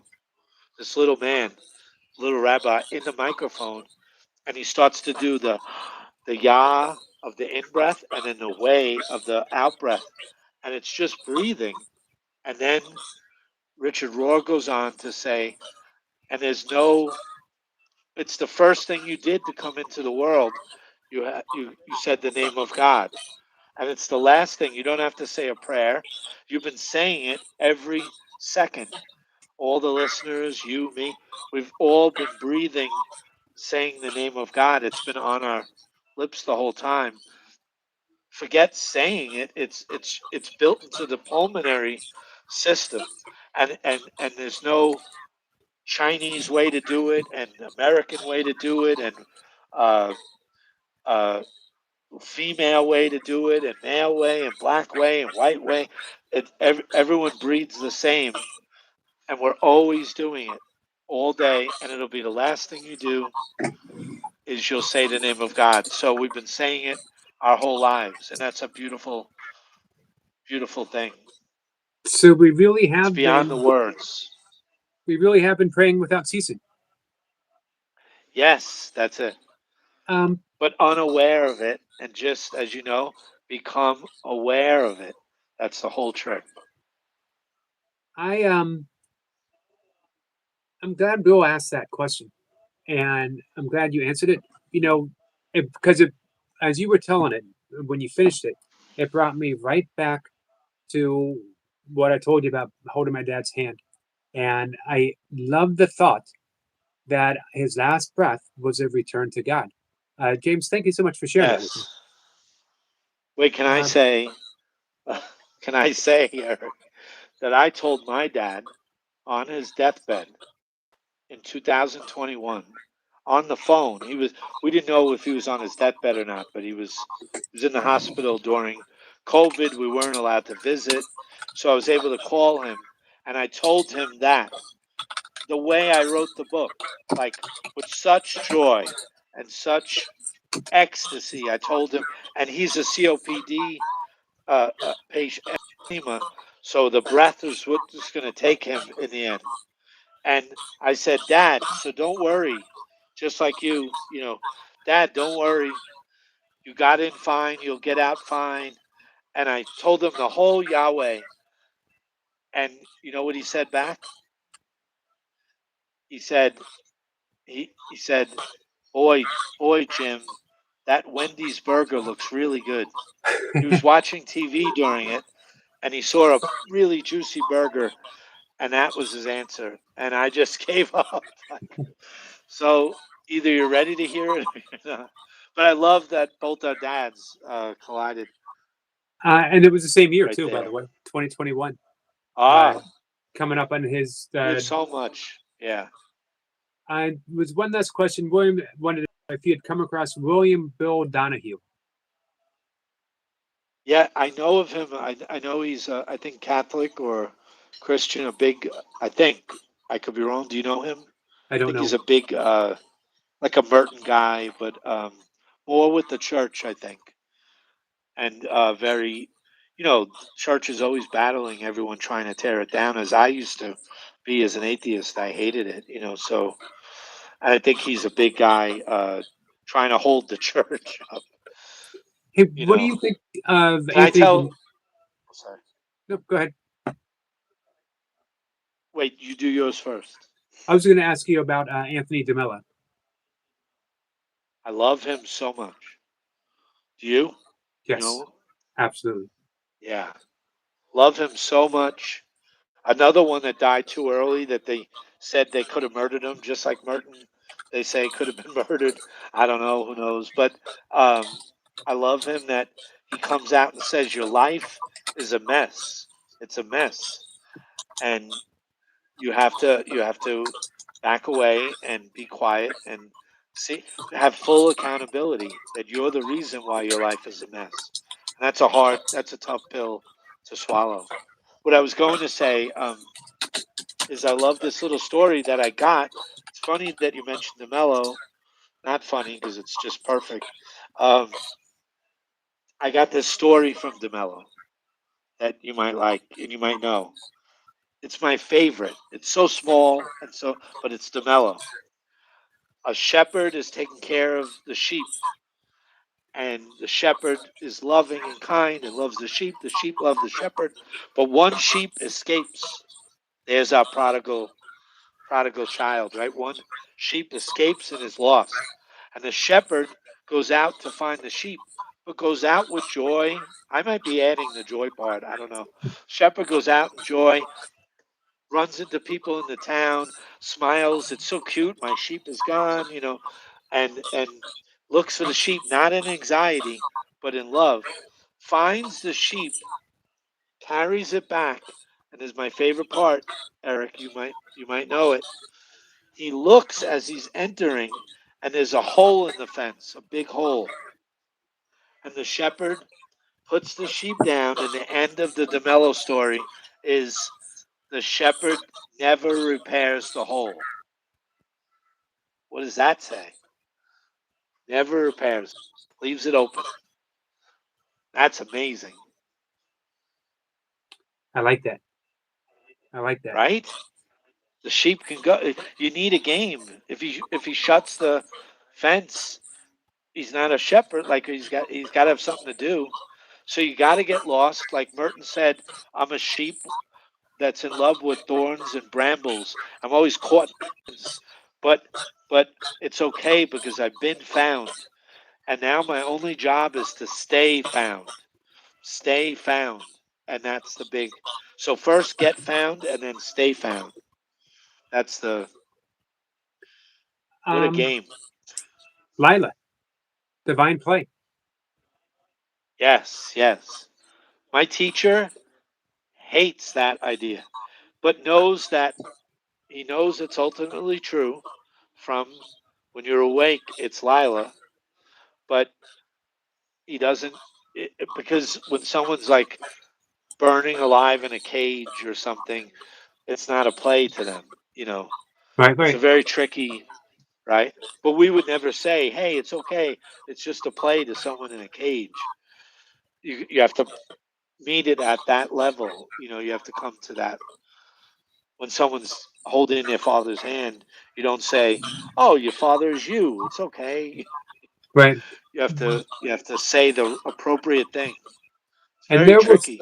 stories in the '90s when the neo Advaita movement really started coming to prominence of people going to hospitals and saying, "You're not really dying. You don't really have cancer." Oh, Um, that's the worst. it is. It's not helpful. Um, Yeah. and I love the great prayer from Course in Miracles that I am here only to be truly helpful. Um, Yes. And I love you can say I always say useful or effective, and I'll add helpful like to that. That's a good trio of words. And to me, in the beginning, um, that kind of stuff would rub me. I wasn't polished enough for effective, and because I was caught in that emptiness like the Neo Advaita, so I didn't like. But once you come back, like you said with the Heart Sutra, and mountain is mountain again, and it's made of love, and you're not lost in the emptiness, but you could actually help a little old lady cross the street, and right. you could help people. It's right in front of you. You see that helpful, useful, and effective is love. It's the truest love there is.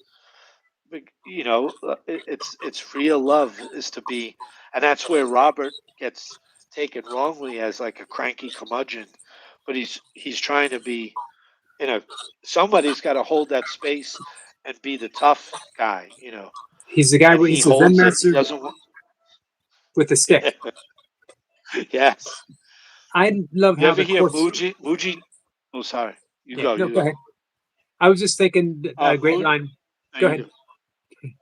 A great line No, from the you. course. Yeah. Um, I I'd rather be kind than be right. So I love that. I might be right when I whisper in someone's ear, "You're not a body. You don't have cancer." I might be right. Yeah. It's not You're kind, right. Yeah. and I'd So rather be right. kind. Yes. That's a tricky. Yeah, it's so tricky. And sometimes they think they're doing the right thing. Right. So it's tough. They're just caught in that.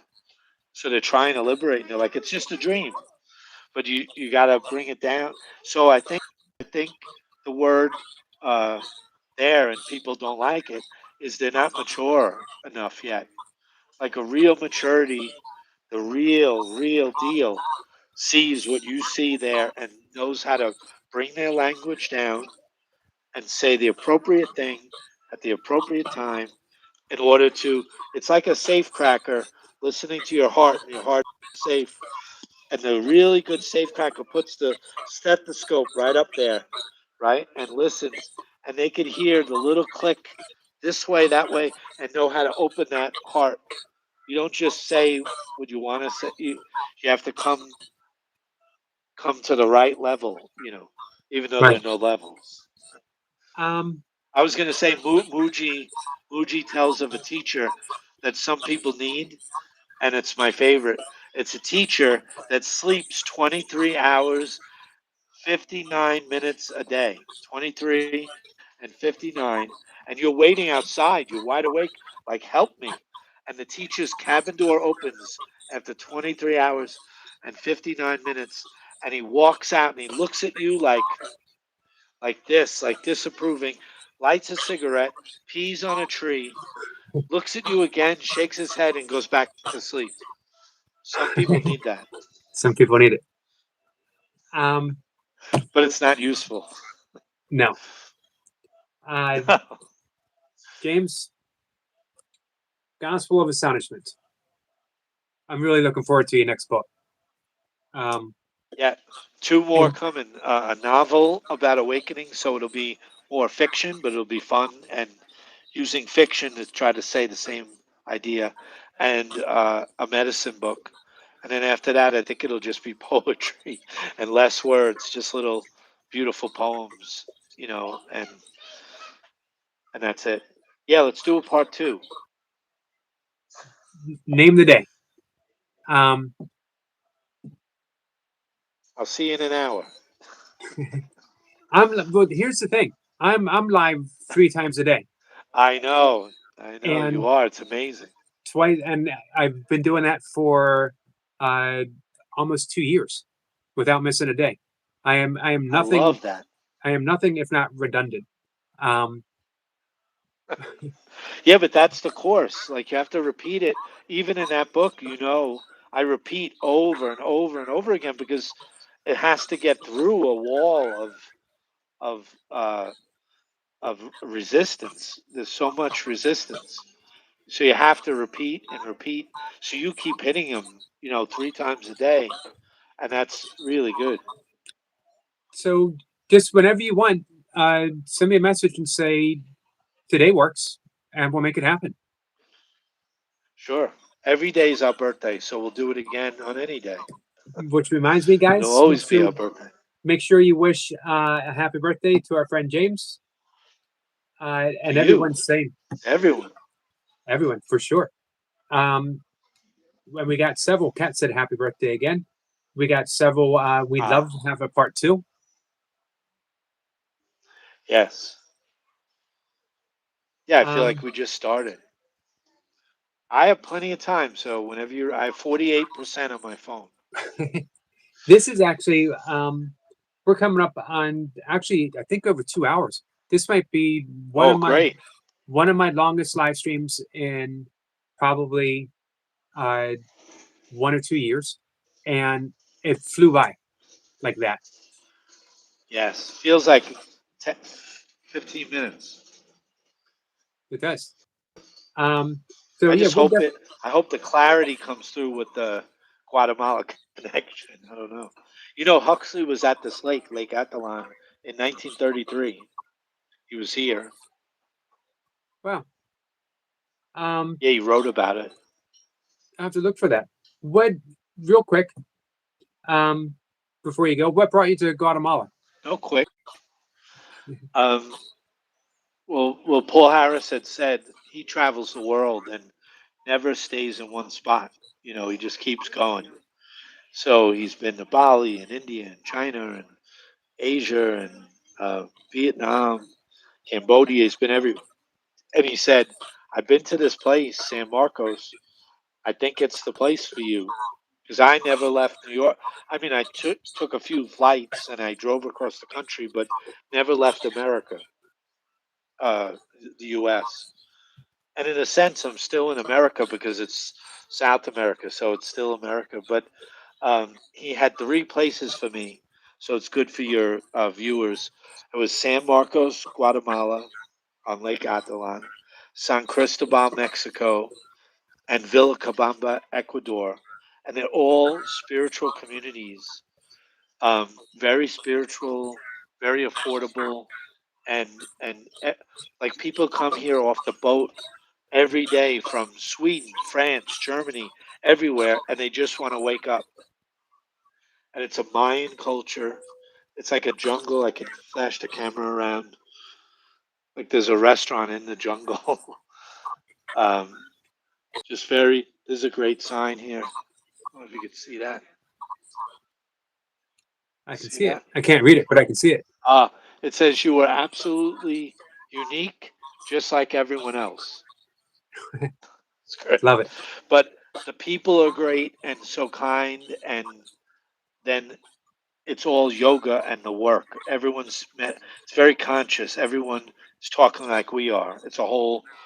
So to give you an example, I mentioned this in the first book. Schopenhauer would go to a restaurant every day and bring his poodle named Atman the poodle, and he'd bring the poodle and he'd put a gold coin on the table, and if he heard one good conversation, he would give the gold coin to that group, and he never gave the coin up because it was always bad conversation.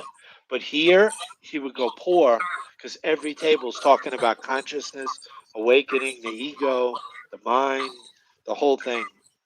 And you're set on a beautiful lake with volcanoes and mountains, and it's just amazing. So it's beautiful to help people, not only the poor, but the people that are trying to wake up. And there's a little medicine shop, so All right. I'm gonna it's good. ask Kat and Jack, who's in the chat, uh, Sure. once to pack up, and we're gonna head to Guatemala and maybe do some medicine with our friend James. You're all welcome. Yes, it's still illegal here, but they look the other way. So there's ayahuasca and plenty of medicine. And All the right. magic shop is called uh, Atlantis. So it's a pun on Atlantis and Lake Atalan. They put it Oh wow. together.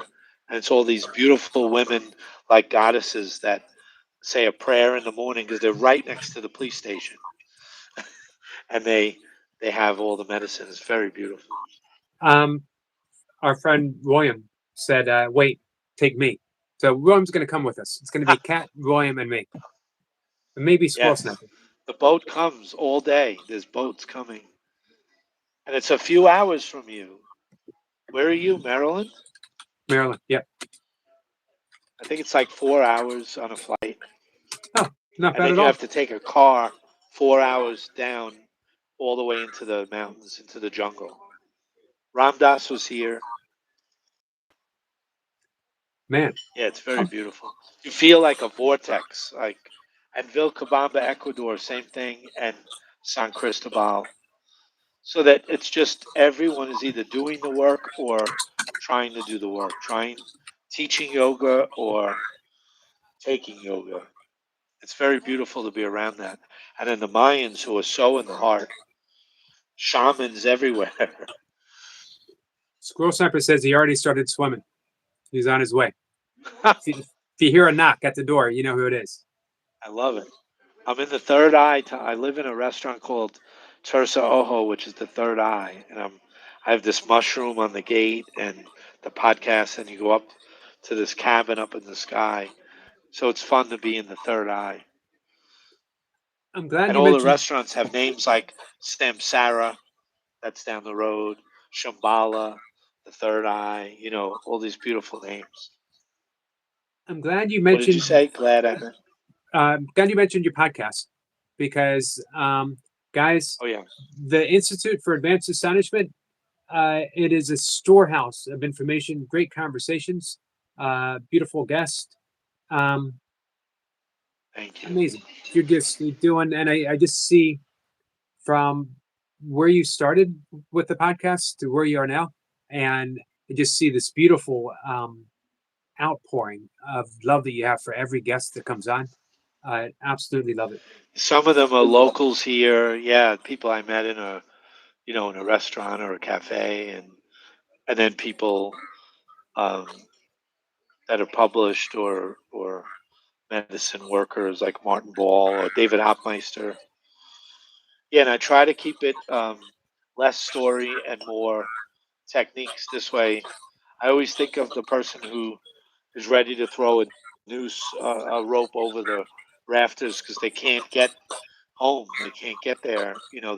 They tried medicine, or they sometimes there's people that um, got addicted to the wrong medicine, like say heroin or opioids, so they don't want to touch anything and they want to get there through meditation, and it's so hard. So they're at the end of the rope. So we try to think of them the whole time and milk every guest for any technique, any like the motto is what actually works. What Right? really, really works. That's the big thing. There's plenty of talk, but what really works? I like that a lot. Um, By the What way, would you it say was works? I want to hear. I want to hear you. What worked for you? it's a good question. Meditation, uh, more than anything, really worked for me Yeah. because it began planting the seeds, and I didn't even know the seeds were being planted. And I started meditating when I Yeah. was a heavy, hardcore drinker every single day of my life.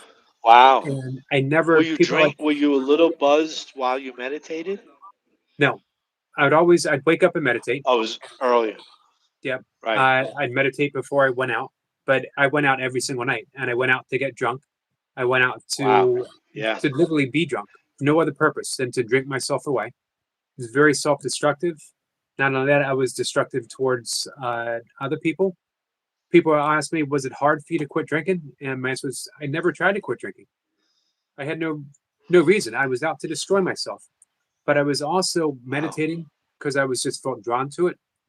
And one day I had the great gift of being, when I was drinking and driving, being pulled over by an off duty police officer. Yes. And when I saw the light behind me, I knew if I never ever wanted to have another drink again, I didn't have to take it. When the police officer asked Ah, me to roll my window beautiful. down, and he said, "Sir, have you been drinking?" And I answered, I didn't even think about lying. I said, "Yes, but I'm never going to drink again." He told me Wow. later that night, he actually waited for me after I was booked and released. He waited for me and gave me a ride home and said, which he never did.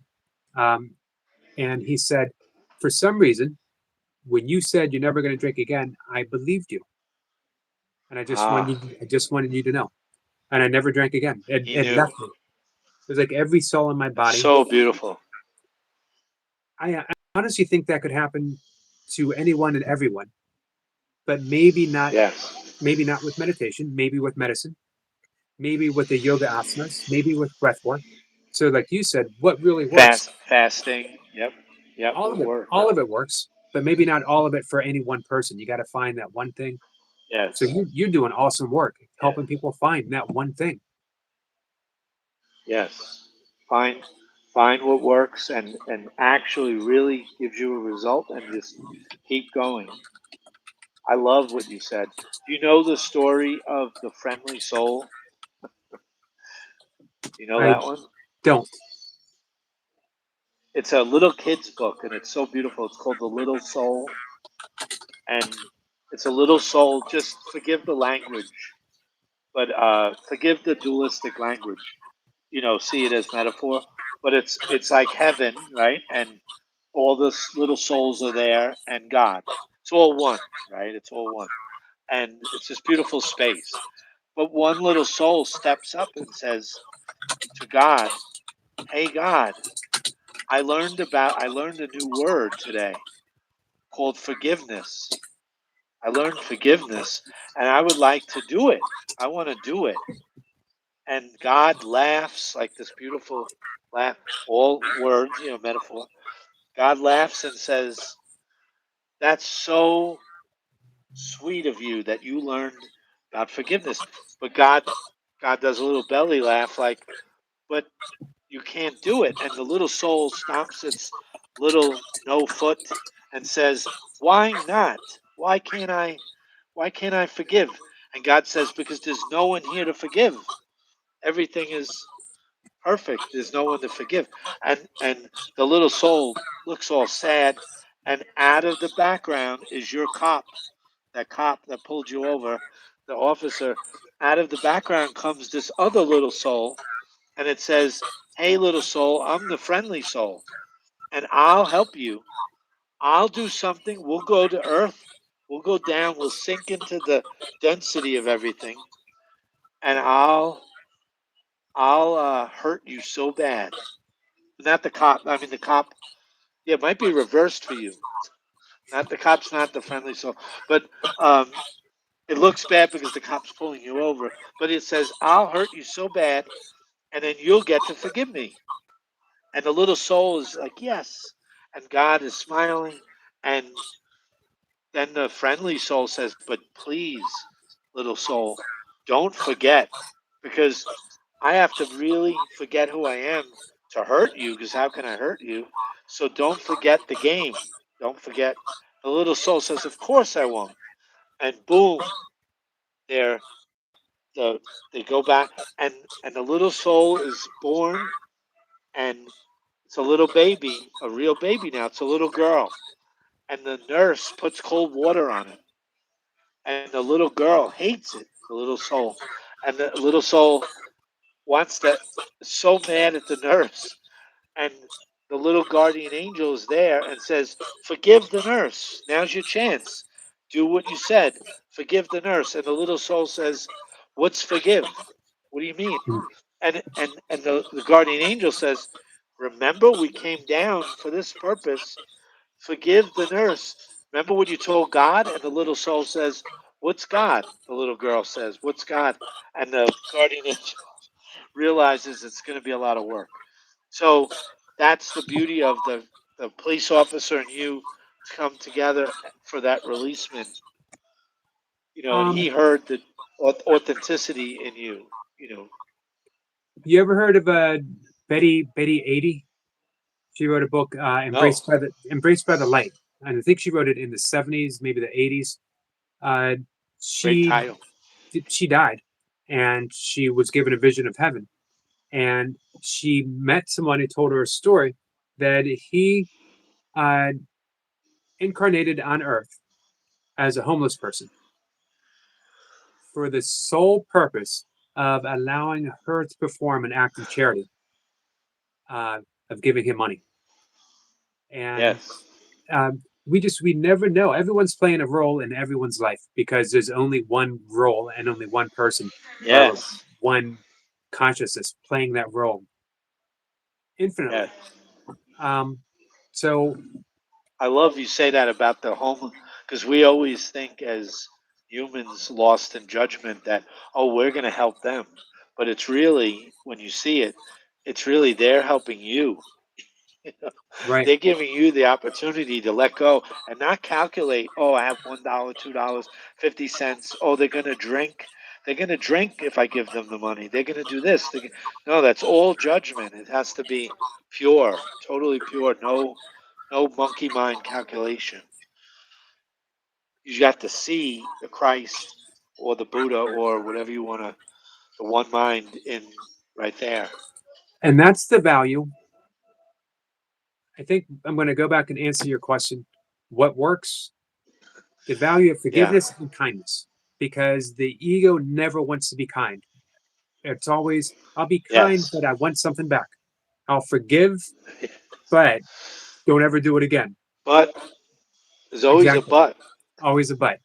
So forgiveness and kindness, maybe even more than meditation, maybe even more than medicine, I think takes you all the way home. But it's got to be done without the but. Yes. It's got to be done without the but. Not the but. Next time we talk, if you bring that And up, we're if you say what has to be done without the but, I'm going to be like, what can, yeah, we're stuck. We're in a world obsessed with butts and Kardashians and butts. and it's got to be done Obsessed without with the but. no butt involved, no body, no nothing. There you You have go. to just see like the light, and it's just like Thomas Merton had on the corner of Walnut and Fourth in Kentucky.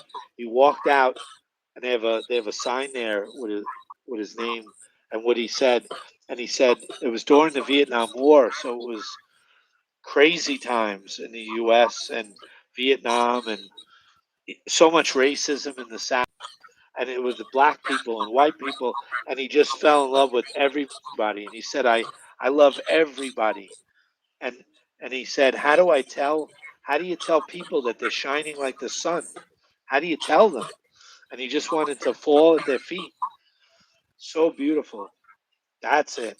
Not being stuck saying this is it, like the Neo Advaita. This is it, but not putting your hand out. And you have to Right. come back, and you could stay on the mountaintop, but it gets lonely. You're on the mountaintop and you see the whole thing, and you go, okay, I see through the oneness of everything. But if you step down, you're going to run into a beggar. and someone's going to pull at your shirt. Someone's going to be crying and suffering. What are you afraid of? Why don't you go down? If it's all you, if you really know it, the real master could walk right amongst the people and just bless the whole thing. Or Beautiful. you could stay up there. Right. All right, Yogananda James, said, I'm not staying in the cave. and that's huge. All right. Is Did we actually break the huge. record? You did. You actually did break the record, and of course, joyfully so. Um, I Yes. actually have. I got to get ready for my next live stream. I actually have our friend Lucy, who's a tarot card reader. She's going to come up and read cards for everyone. Ah. Oh, beautiful. Lucy in the sky with diamonds. Yep. Oh, and Saturday nights we do karaoke night without music. That's great. You gotta Have you gotta. had Giselle Suarez on yet? You know I her? haven't. She does Um, karaoke. does she? I'll She look for does her. like a hypnotic, non dual karaoke. Sounds awesome. Yeah, Hey, if it's you don't really mind, sometime if you send me a list of people who you think would like to come up and talk and have the same sure. conversation, That'd be great. I'd love that.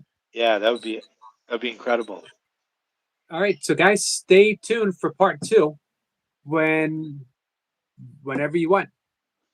Open door for James. Yes, I'm ready. And next time we're going to break this record.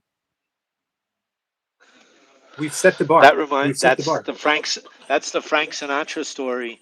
He would always load his pockets with crisp $100 bills, folded really small, and load his pockets to just give it away. Sinatra, and he walked, and the guy held the door for him, little kid, young guy, and he said, "Which the biggest tip you ever got?" And the guy says $100. So Sinatra gives him $200, and the kid can't believe it. This is in the 1960s, and Sinatra says, "By the way, who gave you the 100?" And he said, "You did." So we'll break our own record. There you go. I like that. James, thank you, my friend. Thank you, Eric. It And we will see you soon. Guys, was wonderful. thank you for joining James. Thank you for joining myself.